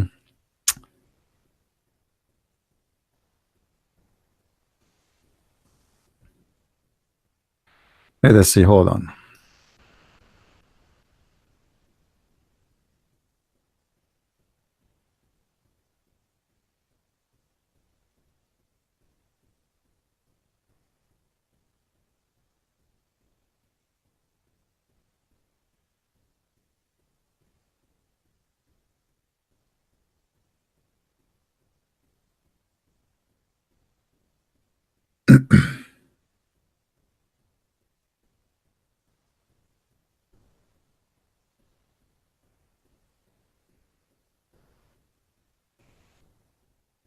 I'm just trying to find you some extra reference, just for the sake of fluffing.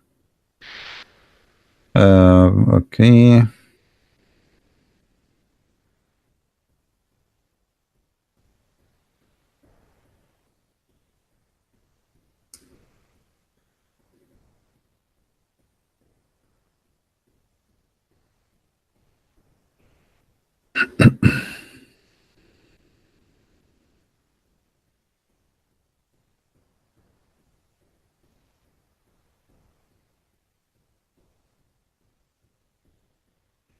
Let us see this one here. Oh, cannot be found as usual.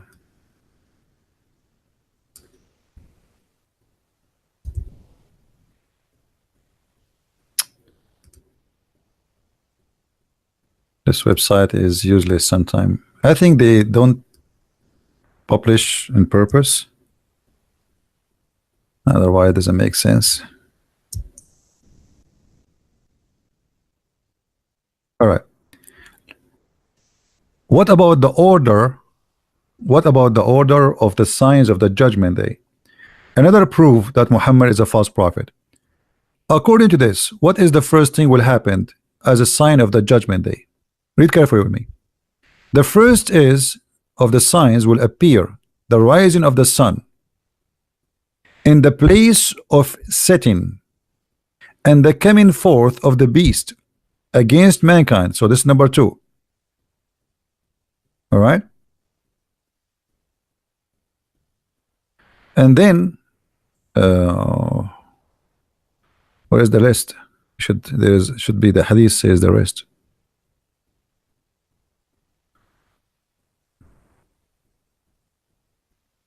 I mean, how he say here?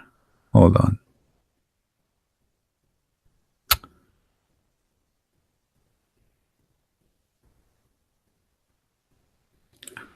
How many signs of the judgment day? There are 10. Do you see here? In different hadith, he says there are 6. In different hadith, he says there are 9. In different hadith, I mean, Muhammad, he have all the numbers working for him.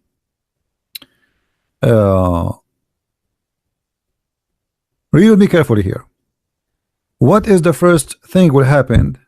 The Dajjal, there are 10. The Dajjal, the smoke, and the rising of the sun from the west. So the rising of the sun from the west will be what? Will be the last, correct? And by the way, he said 10. Did he say 10? Where are the 10? I mean, the man, he said there are 10. And then here we don't have 10. Go back a little bit, you will see Muhammad say that the first sign is where the sun set, or sorry, the sun appear from where it set.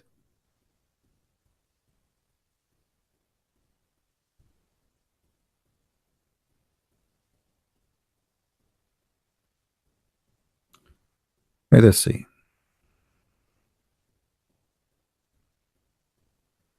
Read carefully with me. The first sign is the appearance of the Dajjal. No, the first sign should be the sun. This is a false translation. Hold on. I heard the Messenger of Allah saying, as saying the first sign out of the signs of the appearance of the Dajjal would be, would be the appearance of the sun. So the first sign will be the appearance of the sun. But if we go down, Muhammad saying the opposite.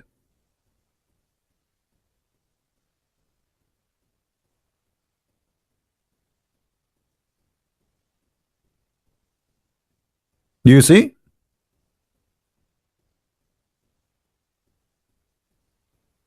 There's 10 signs have to happen.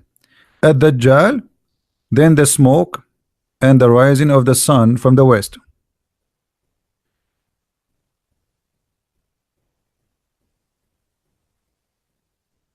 Okay, look here, Muhammad, he added more signs of the judgment day.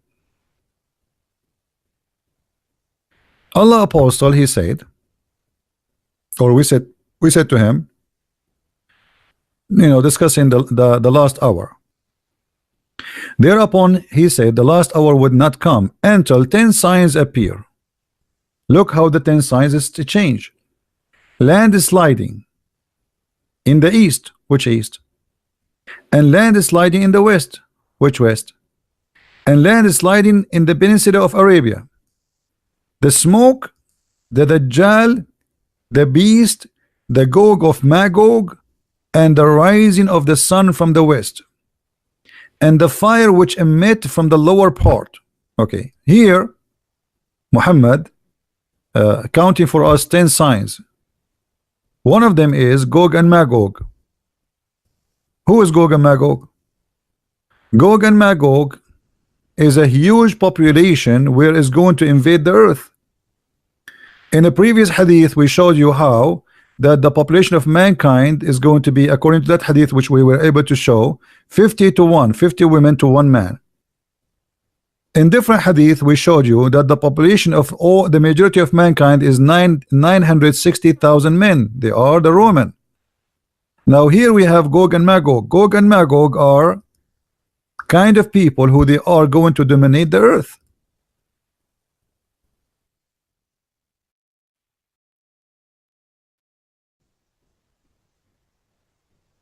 The Muslim will use the bows, arrows, and shield of Gog and Magog as firewood for 7 years.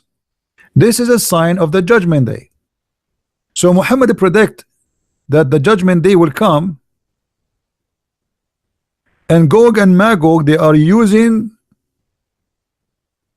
bows and arrows as weapon.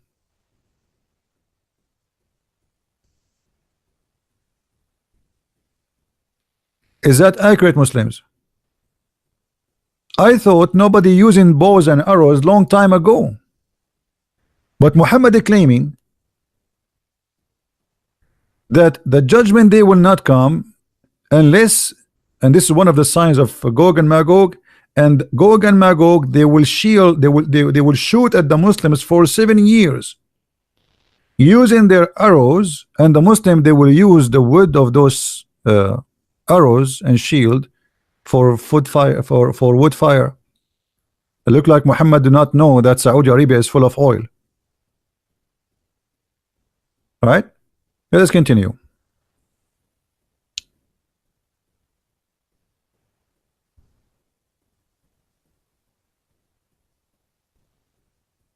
All those stories about Gog and Magog.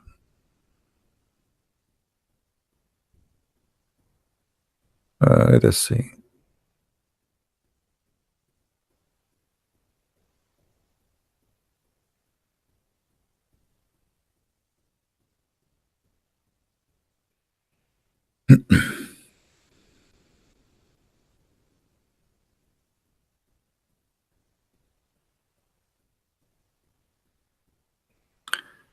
Here Muhammad here reporting again the same signs which will happen in the Gog of Magog or the judgment day. But I want to show you.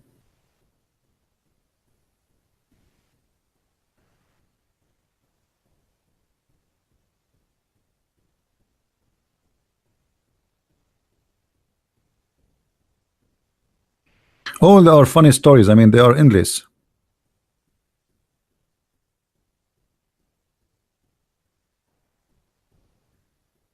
Okay, here guys, look at this. Muhammad, he keeps saying there is 10 signs of the judgment day. If you collect those hadith and you make them a print, you print them together and you put them next to each other, you will see Muhammad how he changed the 10 signs. Look at this. The 10 signs of the judgment day is what? Read carefully with me.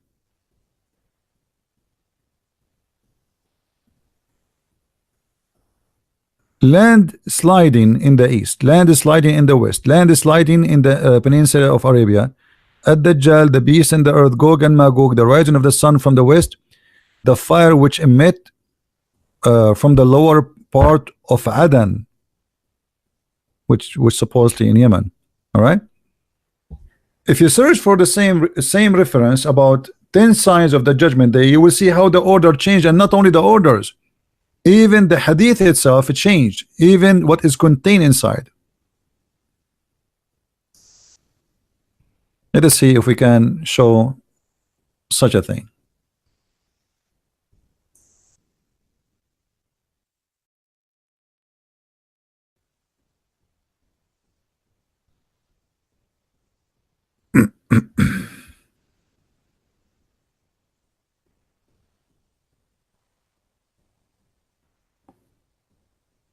Oh boy, you see this search engine is not helping. You know, you search for something, it shows you things that have nothing to do with what are you looking for.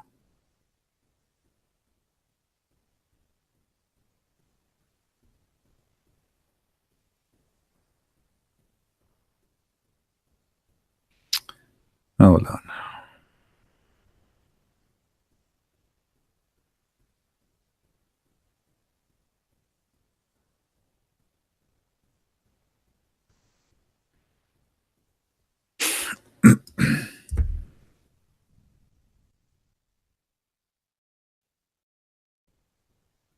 Okay, look at this hadith here.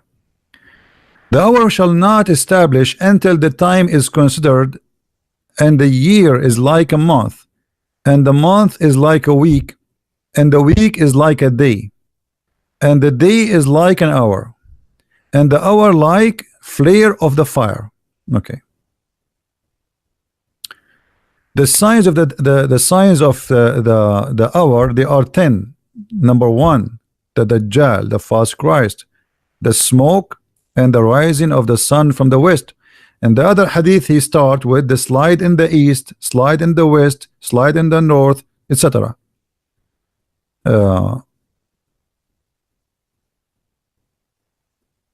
You see it?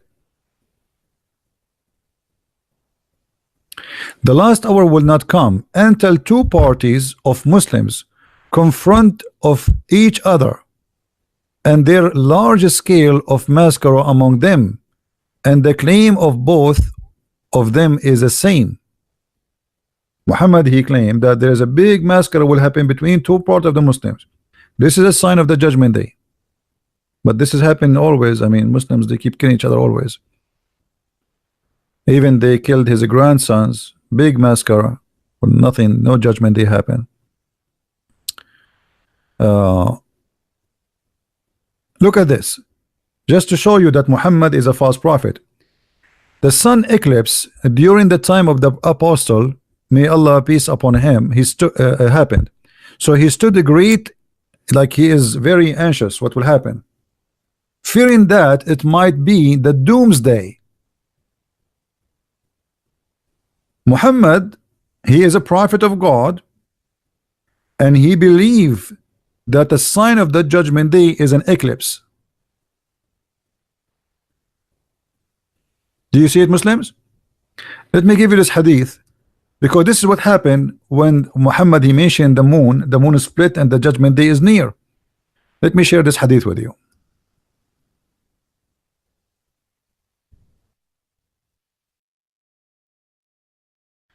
The sun eclipse, I hope people will save it, so next time I will want to look for it, because sometimes, guys, it's hard to find things, you know, because I mean it's endless. And this website, the search engine does not have like a like search word by word exactly. Like you put something, it show you whatever have to do with the word. So Muhammad, he thought that sign of the judgment day is the eclipse. Why? If Muhammad is a prophet of Allah, he should know better. And this is confirmed the hadith where Muhammad, he speak to the Muslims saying that before you die, the following things will happen. You remember? Didn't Muhammad, he said, and this is the hadith in front of you, hasten to do good deeds before 6 things happen. Talking to who? Talking to people who live in front of him.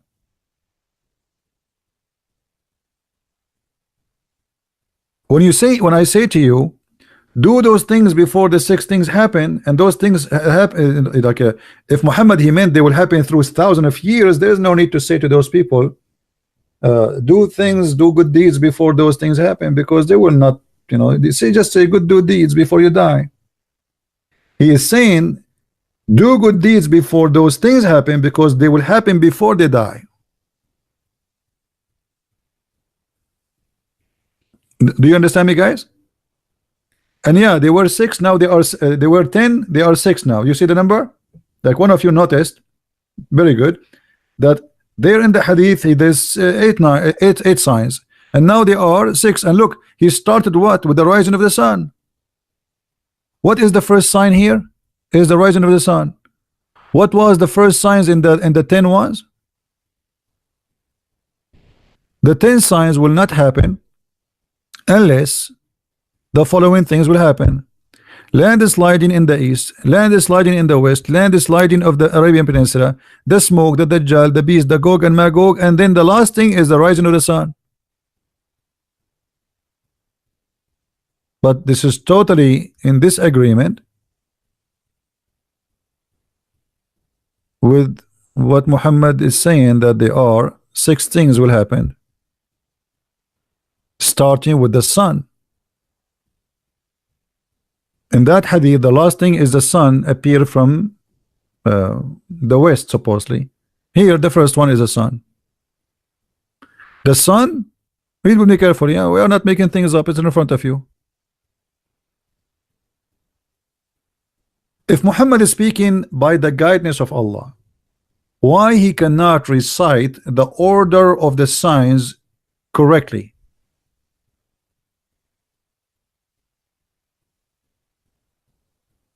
Now, when Muhammad, he says that the sign is going to appear from the west, anyone knows why he's saying that? This is additional proof that Muhammad is a false prophet. You see, here it says that the sun will appear from the west, but they don't tell you why. Because Muhammad, the false prophet, he believed that the sun goes every day from the east to the west. Let us show you the reference.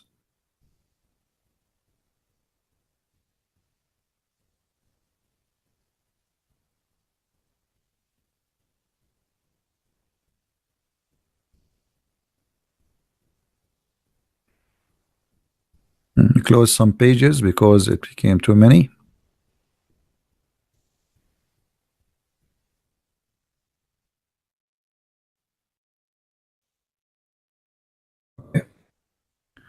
Muhammad, he taught his followers about how the sun move.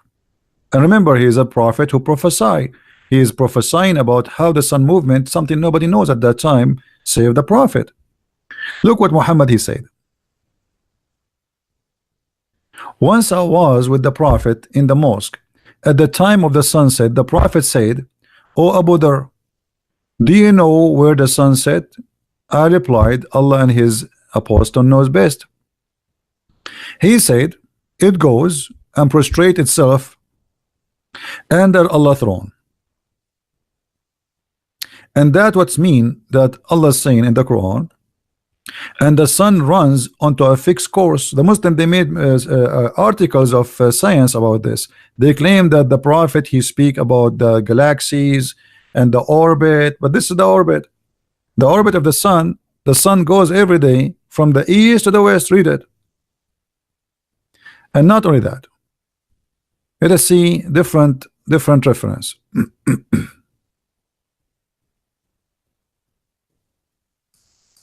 Because in different hadith, Muhammad he made it more clear.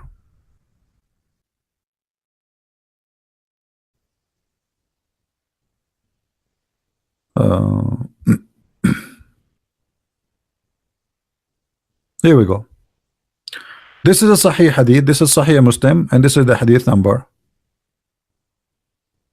All right. Muhammad he claimed that the sun every day, he said, "Do you know where the sun goes?" He replied, "Allah and his apostle knows best," as usual. He says, "Verily the sun go until it reach the resting place under the throne." So Muhammad he claimed the movement of the sun, this is during the sunset time, that the sun move every day from the east to the west. Then it falls to prostrate and remain there until it's asked to raise up again. So Muhammad here explained to us the movement of the sun, how the sun set, why the sun disappear, why we don't see it, where the sun is doing, what is the sun is doing during the night.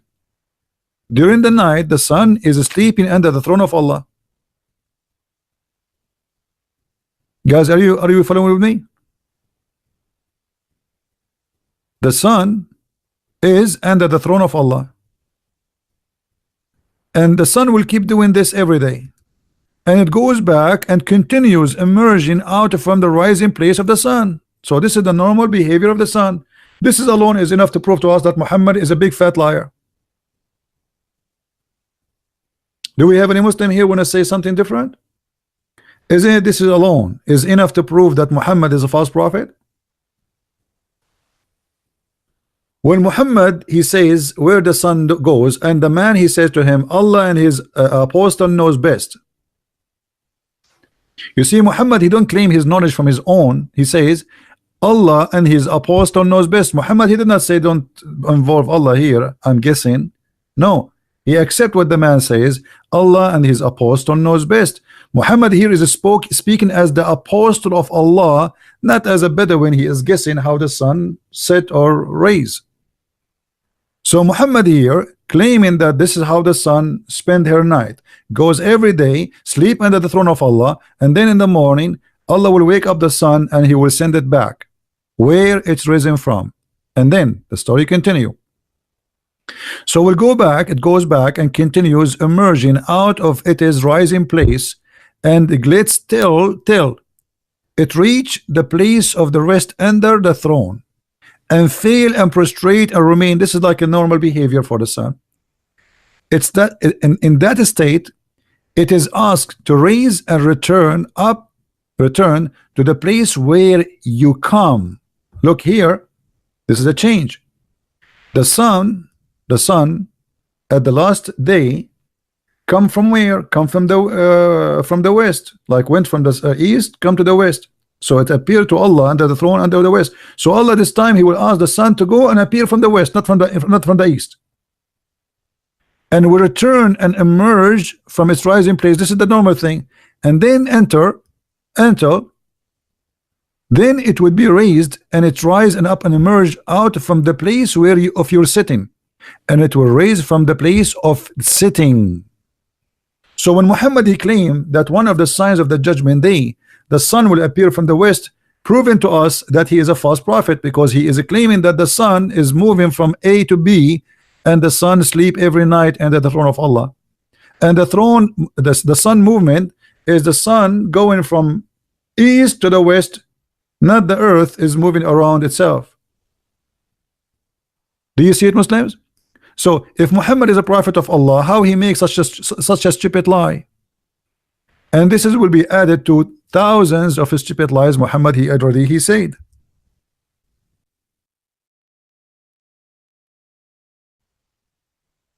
Any Muslim?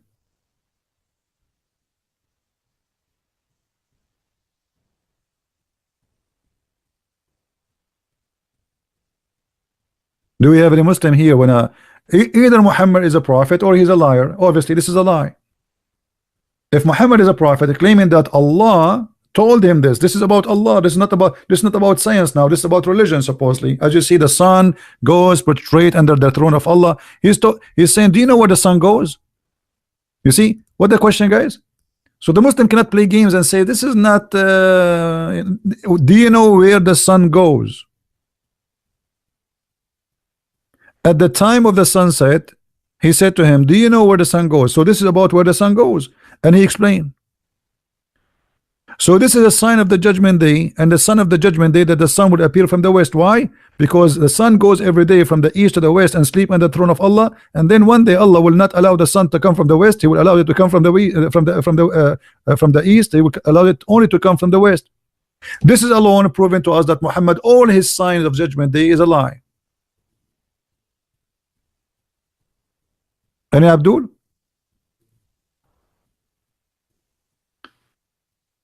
Any Muhammadan?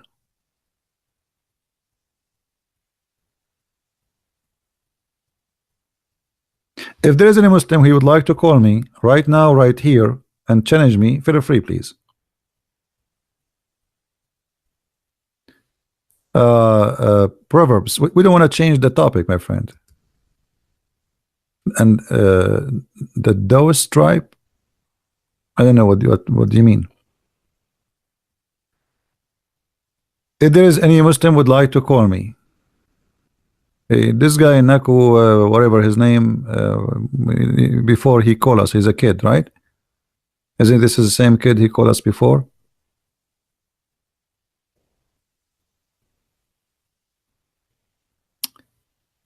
Any Muslim?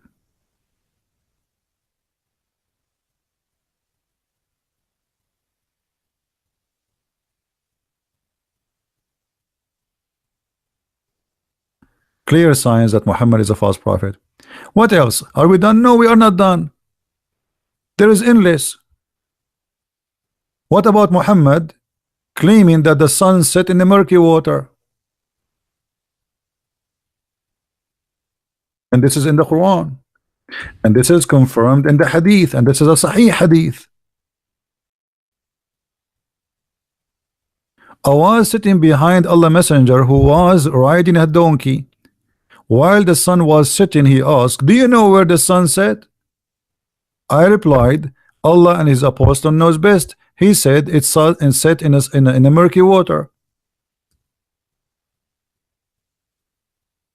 Is this hadith is sahih? Absolutely. This is sahih book. And this is the reference. So according to your God, and by the way, this is Quran. The Quran says the same, that Zulqarnain, he found the sun sitting in a murky water.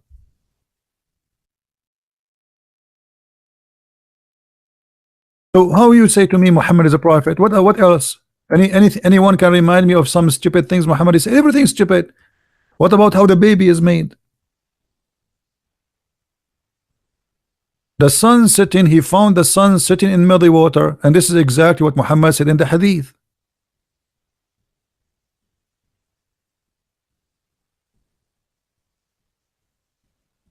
This guy is saying to me, read the full hadith. We did read the full hadith. Are you stupid or what? We did. Guys, Fahim, he's being Fahim now. He's saying to me, read the full hadith. We did. Didn't we? This is the full hadith. Which hadith you want? Here we go. I was sitting behind Allah Messenger. Is that the part you like, Fahim? I think this is the one you like most. You are saying to me, read the hadith. This is the hadith. It's 2 lines. And now we are showing it in the screen. And I think this is what is interesting you. I was sitting behind Allah Messenger. I was sitting behind Allah Messenger, who was riding a donkey while the sun was setting. He asked, do you know where this sit? I replied, Allah and his apostle knows best. So Muhammad, he claimed that he is speaking for Allah, and he is speaking as apostle of Allah. He said, it's set in a spring of murky water. Okay, I did read the hadith. What do you want to say, Fahim? What's your comment? Are you satisfied now?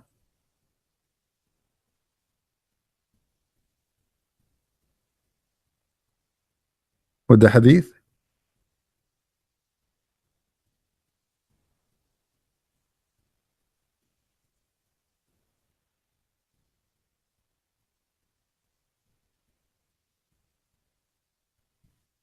So how Muhammad is a prophet and he prophesied the sun movement? Forget about this sun stuff. Let us see something else from the Quran. Quran, you know, Muhammad is a prophet, right? Okay. Muhammad, the prophet in the Quran, he found where the sun rise. His God, he found where the sun rise. The guy, he changed his direction, Zulqarnain, Alexander the Great, and then he followed away. The one is talking is who? Allah. Until when he reached the rising of the sun, not the rising of the sun, by the way, the rising place of the sun. Change the translator.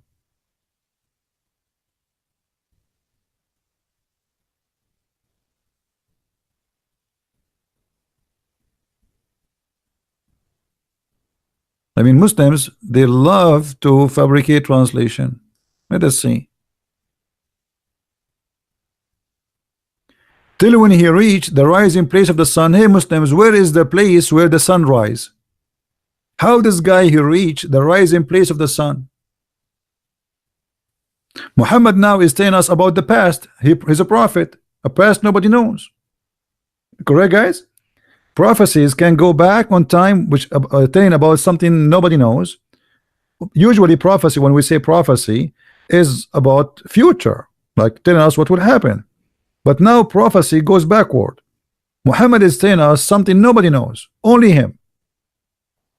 And what he knew, Allah is talking now. This is Quran. Allah is the one is talking, not Muhammad. The man, Alexander the Great, he keep walking until he found where the sun setting place is. Okay, Muslims, where is the setting place of the sun?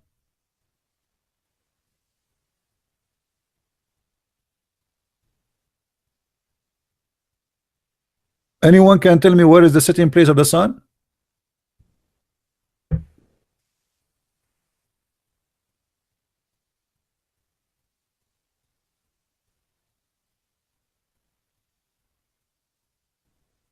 I thought the sun rise everywhere. I do not need to travel anywhere. This guy he changed his direction. First, he found the setting place of the sun, and he found it sitting in a muddy spring of water. Okay, that's a good deal. Now he changed direction. He followed another road, and now he keep walking. And this, by the way, this is take years. This is about the life of Alexander the Great, who spent years in war until he reached the rising place of the sun. So this is not a one-day trip, 2 days. This is years. So now what Muhammad is trying to say, he found the setting place of the sun. That is the west, the end of the earth. The earth set the sun. He found the sun in the murky water. He changed, and now he start attacking the west, the east, until he reached this rising place of the sun. So Muhammad, he claimed that there is a rising place for the sun, a rising place and setting place for the sun.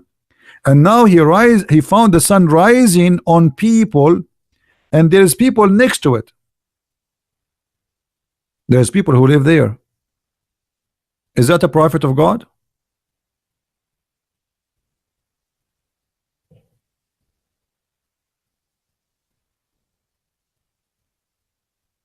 Is that will make Muhammad a prophet of God? Actually, I'm thinking to make a small videos better than making this video, because those videos are really long, right? So will be maybe hard for you. So I'm thinking to start making a new series of videos, like each one of them is like maybe 5 minutes, talking about each one of them alone.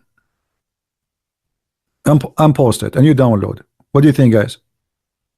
I will say the same thing I said in this video, but I will make it easier for you to download. So later, maybe today, later, I'm going to make you can join me if you want. I will go live, but it will be very short. So don't be bored. Don't be surprised why it's 5 minutes, because the purpose is to make it short, so you can download it easy and you can share it easy by email, by Facebook. Like the videos we make usually are very long, and it's very hard for people to take like a topic at a time. So I will think about it, even though it take more time from me, because go live, off, low. But we can do that. We can do that. Why lie about the prophecy? Well, Islam Dawa, do you like to call me my friend? Islam Dawa is saying I'm lying. Islam Dawa, I have a challenge for you. Do you dare to call me and to prove me lying about the prophecy? What do you think, guys? Do Islam Dawah dare to do so, or he is just a mouth behind the text? Islam Dawah, I have an open challenge for you. Do you dare to call me live and show the people that what I am saying is a lie?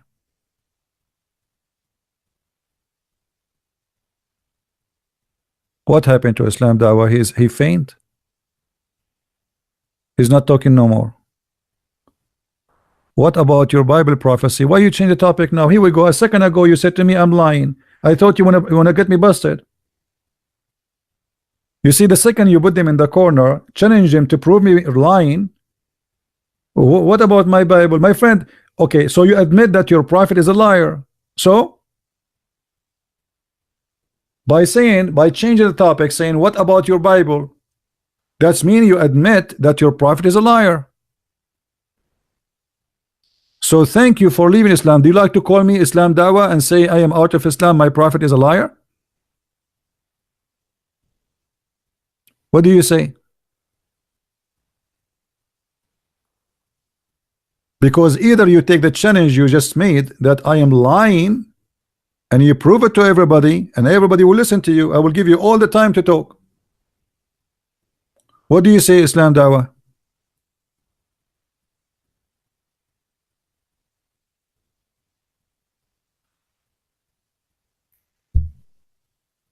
Dawah, are you there? What happened, Islam? Mr. Islam, what happened? Do you want to get me busted? You will chat with me in YouTube? What does that mean? Okay, as long you will chat with me in YouTube, can you show me the lie I just said? I'm showing in the screen everything I say. Which one of them is a lie?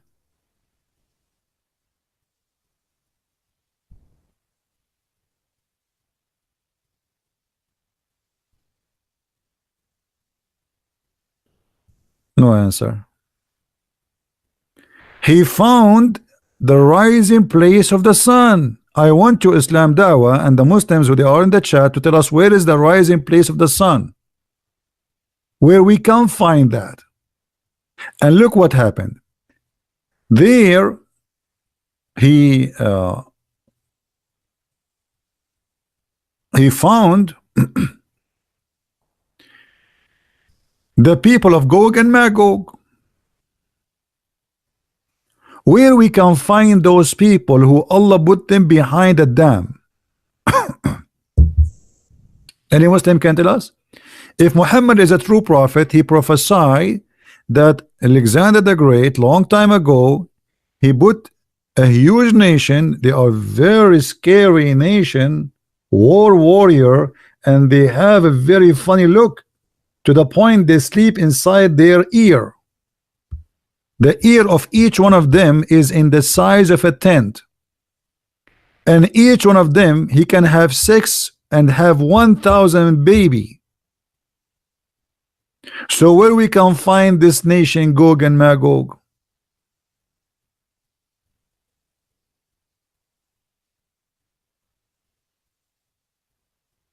Huh?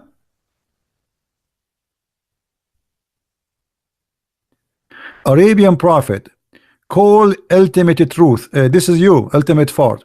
Ultimate fart is the last person who speak about Islam. Let me tell you what ultimate fart he said. Guys, is it true that this guy, he said, he's a kid, he said that the Muslim scholars are liars? Did he say that? Did he say that? So we will debate about with who? With somebody. He claimed that Muslims are liars. Not only Muslims, the best of the Muslims. Just because he want to save the ass of Muhammad from being exposed, as Muslim scholars are liars. So I will debate you about what? I will show you a hadith after hadith after hadith, and you will say to me they are liars. Then thank you. It's a very clear sign of defeat when you insult the Muslims, call them liars. What I want more? Actually, I am here to prove to you that they are liars. Thank you very much.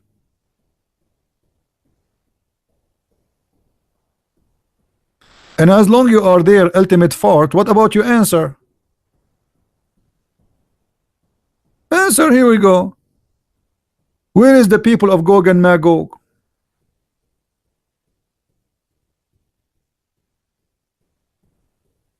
Where the sunset? Here we go. Who wanna answer where the sunset according to Muhammad? Are you going to say Muhammad is a liar? Yes, he is a liar. Is this hadith is a weak hadith? No. Is it authentic hadith? Yes. So what we will do? I will tell you what you will do. You will say the scholar is liar and the Muslims are liar. I agree. Look, they are liars. There's one of two. Either you Muslims are a bunch of liars or Muhammad is a liar. Choose one. For me, I see that both of you lied to cover up for Muhammad. Those hadith was authentic for centuries, for 1400 years. Actually, Al-Bukhari, he came 300 years after Muhammad. So all more than 1,000 years, those are authentic. Today they are liars. Why? Because we spank you with it. You are talking about making money. Your God Allah make money. What's wrong with making money? Guys, you are a liar because you make money. Let me show you. Thank you very much. What the Quran says? The Quran says, follow those who ask you not for money. Guys, do I ask you to follow me? Did I ever claim to be a prophet? No. People here, they want to make donations. It's up to them to support us. But nobody is following me. I'm not a prophet. Let us see what the Quran says.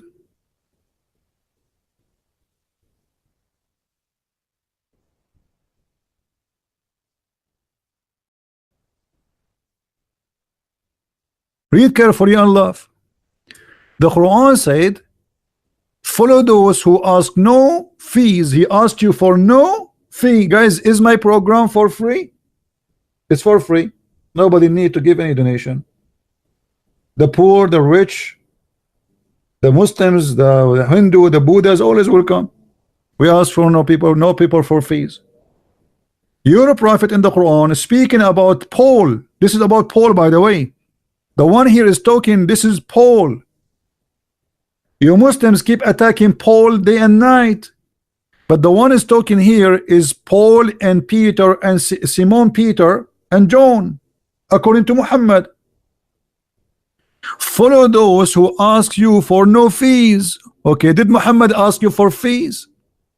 Muhammad not only asked you for fees, he asked you for your women to sleep with him. All cult leaders, they share the same thing. They like to have sex with their followers. To the point Muhammad, he made chapters about Allah giving him a privilege about sex. Privilege about sex? Yes, he's a cult leader.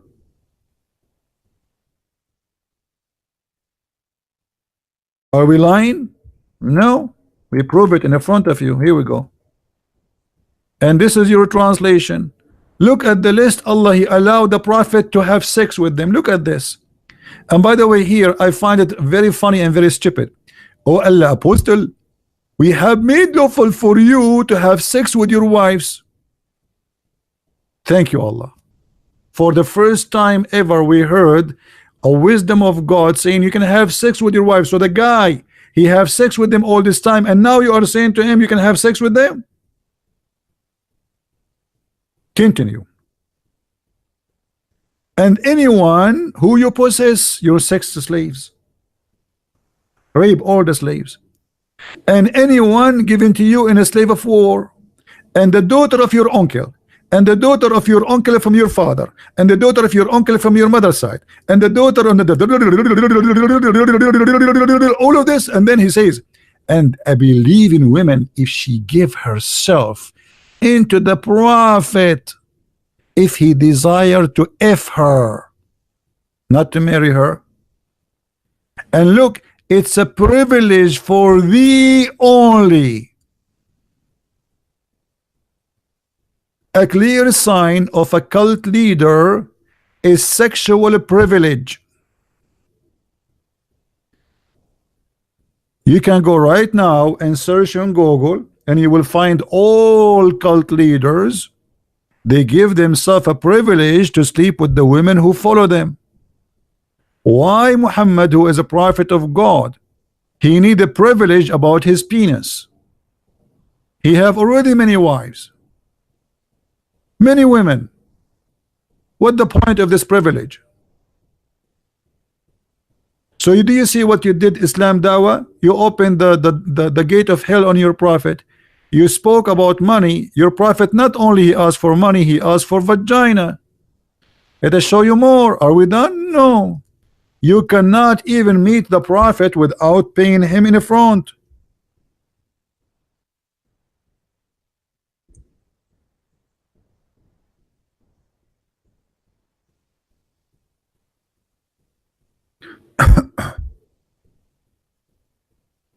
Is that true? If you don't like the translation, I will change the translation for you. Maybe this is not, the translation is not fair, not nice for you. I will show you another Abdul. Let's see another Abdul. Oh, who you believe, when you consult with the messenger in private, spend something before you cancel. Do you see it? Do you know how many thousand people they talk to me already, and I never charge a penny to any one of them? Who of you, in order to speak to me, he had to pay me money, guys? If there's any here, if there's any of you, I am a Christian prince, I say to you, I will not talk to you unless you pay me first. What about you pay me after? Never. Not first, not before, not after. You're a prophet, he is no money, no honey. He's like a Pepsi Cola machine. What kind of a prophet this prophet is? And how the Quran says in one verse, follow those who ask you no wages. Do you see it?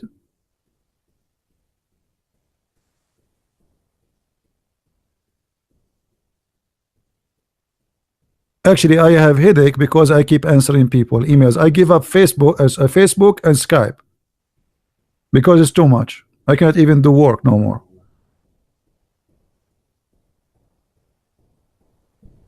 So follow those who ask you no fees. Muhammad, he asked for women to sleep with him. Ibn al-Arabi, he said, if the prophet his eyes fall into a woman, her husband must divorce her immediately.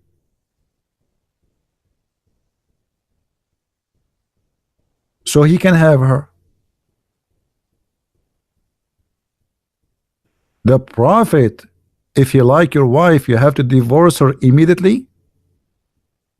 What does that mean?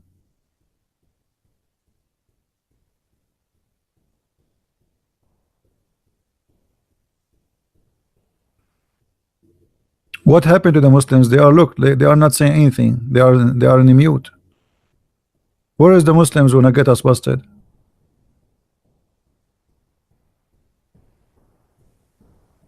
Huh? Keep bargaining and grunting. You damn right. All major signs of the end of the time about the truth. Fact 100. Okay, what is the major sign? Look at this Abdul. This Abdul is so upset from me. He always call me names. I mean, look at this Abdul. Okay, listen, Fee or free we. Okay, I want you to. I want to challenge you. Give me one sign your prophet he said it's come to be true. As an example, your prophet spoke about the sun set in the murky water. Did we find the sun set in murky water?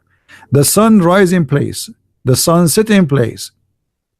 Your prophet spoke about the beast. Your prophet spoke about the Antichrist, or the Muslims they call him Ad-Dajjal, the false Messiah.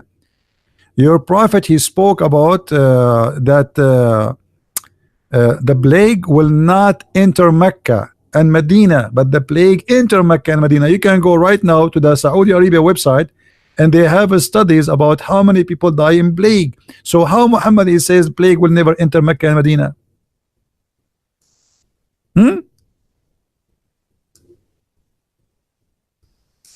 What do you say?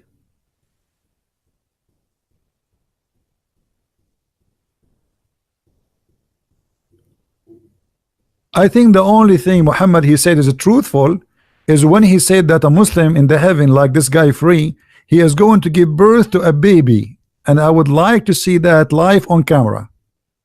A Muslim male, he is going to give birth for a baby. This must be true.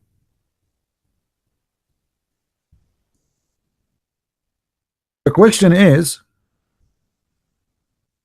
the baby will come from where? I challenge any Muslim to tell me where you are going to deliver the baby. Where from? You are a man, you are a man, you are a male, your name is Mimi Hijab. You have a beard. You hold a comp and you start camping your beard in the stage because the girls are looking. And now you are in the heaven of Allah. And now you have your belly getting bigger and bigger and bigger. What? Because you have a baby. And then you will deliver the baby in less than an hour. And by the way, here the word hour is not accurate. In Arabic it says hour, but hour in the Arabic in the time of Muhammad is like 15 minutes. This is what I call the fast microwave. I challenge you, the Abduls, they are in the chat, to tell me you will deliver the baby from where.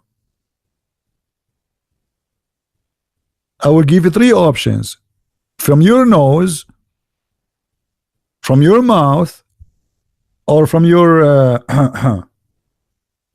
where? This is a prophecy. This is a prophecy.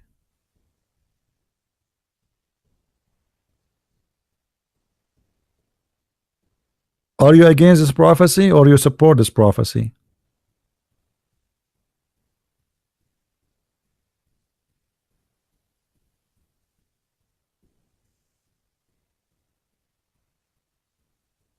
Look at them.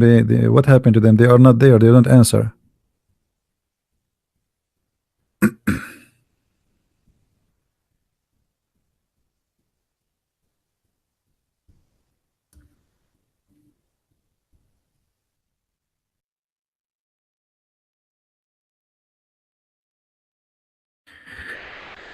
There is no one Allah will admit him to paradise, but Allah will marry him, will if him to a 72 wives from the Houris, 2 from the Houris, and 70 from the inheritance of the people of hell. Allah will import special hookers from hell. That's why they are in hell. They are hookers who they have a very desirable front passages. Do you see it?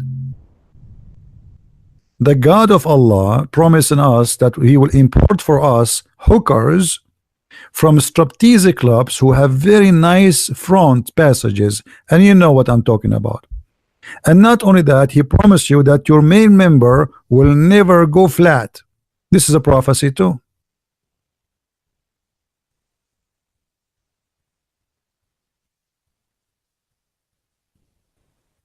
Are you proud?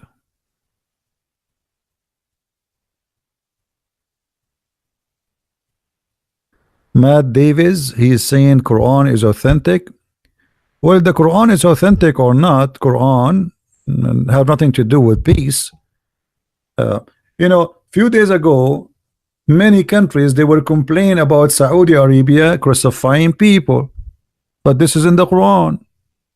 So how come you allow the Quran to be taught in your country, but you are against Saudi Arabia crucifying people? They are just doing what Allah said.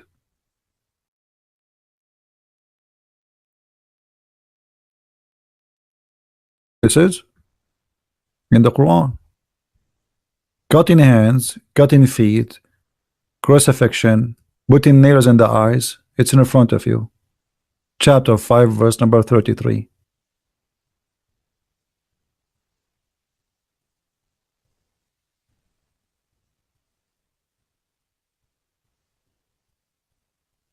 Any Abdul?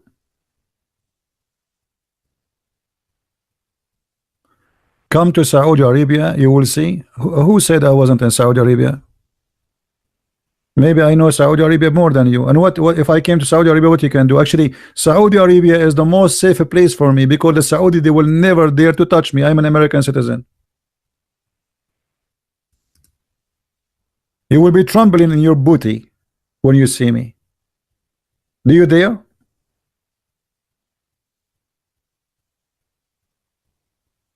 You will stamp my passport and you will not dare to say you are not welcome.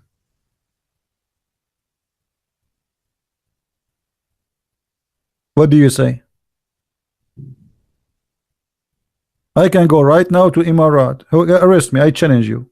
I can go right now to Qatar, the head of the Islamic Muslim Brotherhood. Do the Prince of Qatar dare to arrest me? I am an American citizen. Cowards.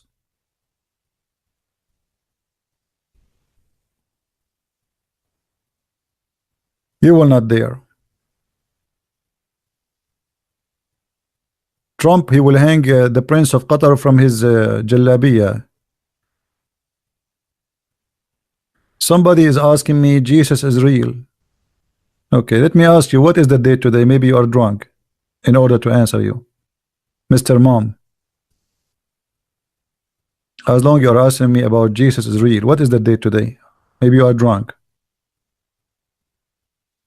Do you know what the date today? You do not know. You are drunk. Maybe taking hashish.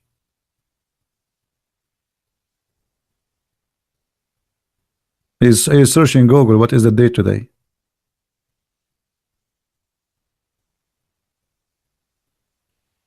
You don't know? 2019 after Christ.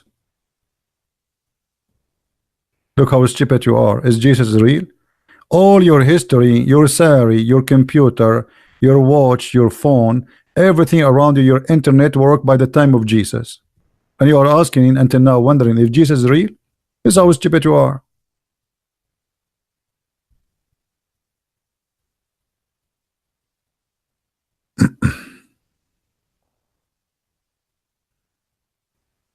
Do we have any Abdul?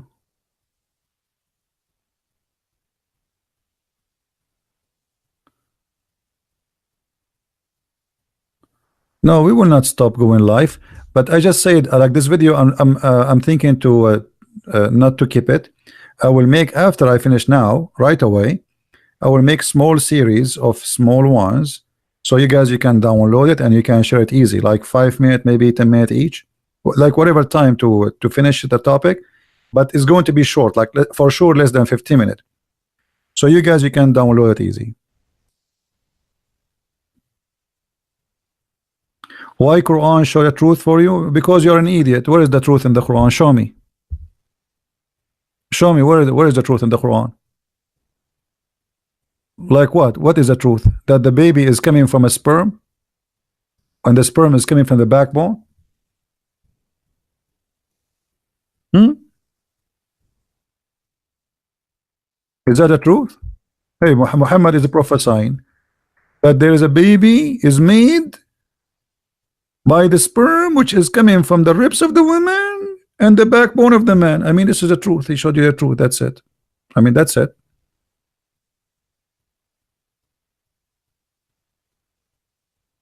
And by the way, my backbone is hurting because I donated a lot of sperm to the Islamic Bank of Sperm.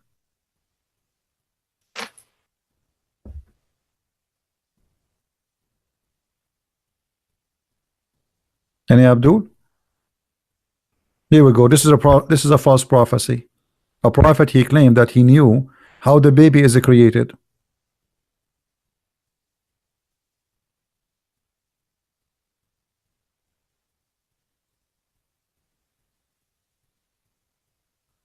I mean, everybody in the world knows what is called balls for, except Muhammad. Muhammad, he never heard of something called testicles.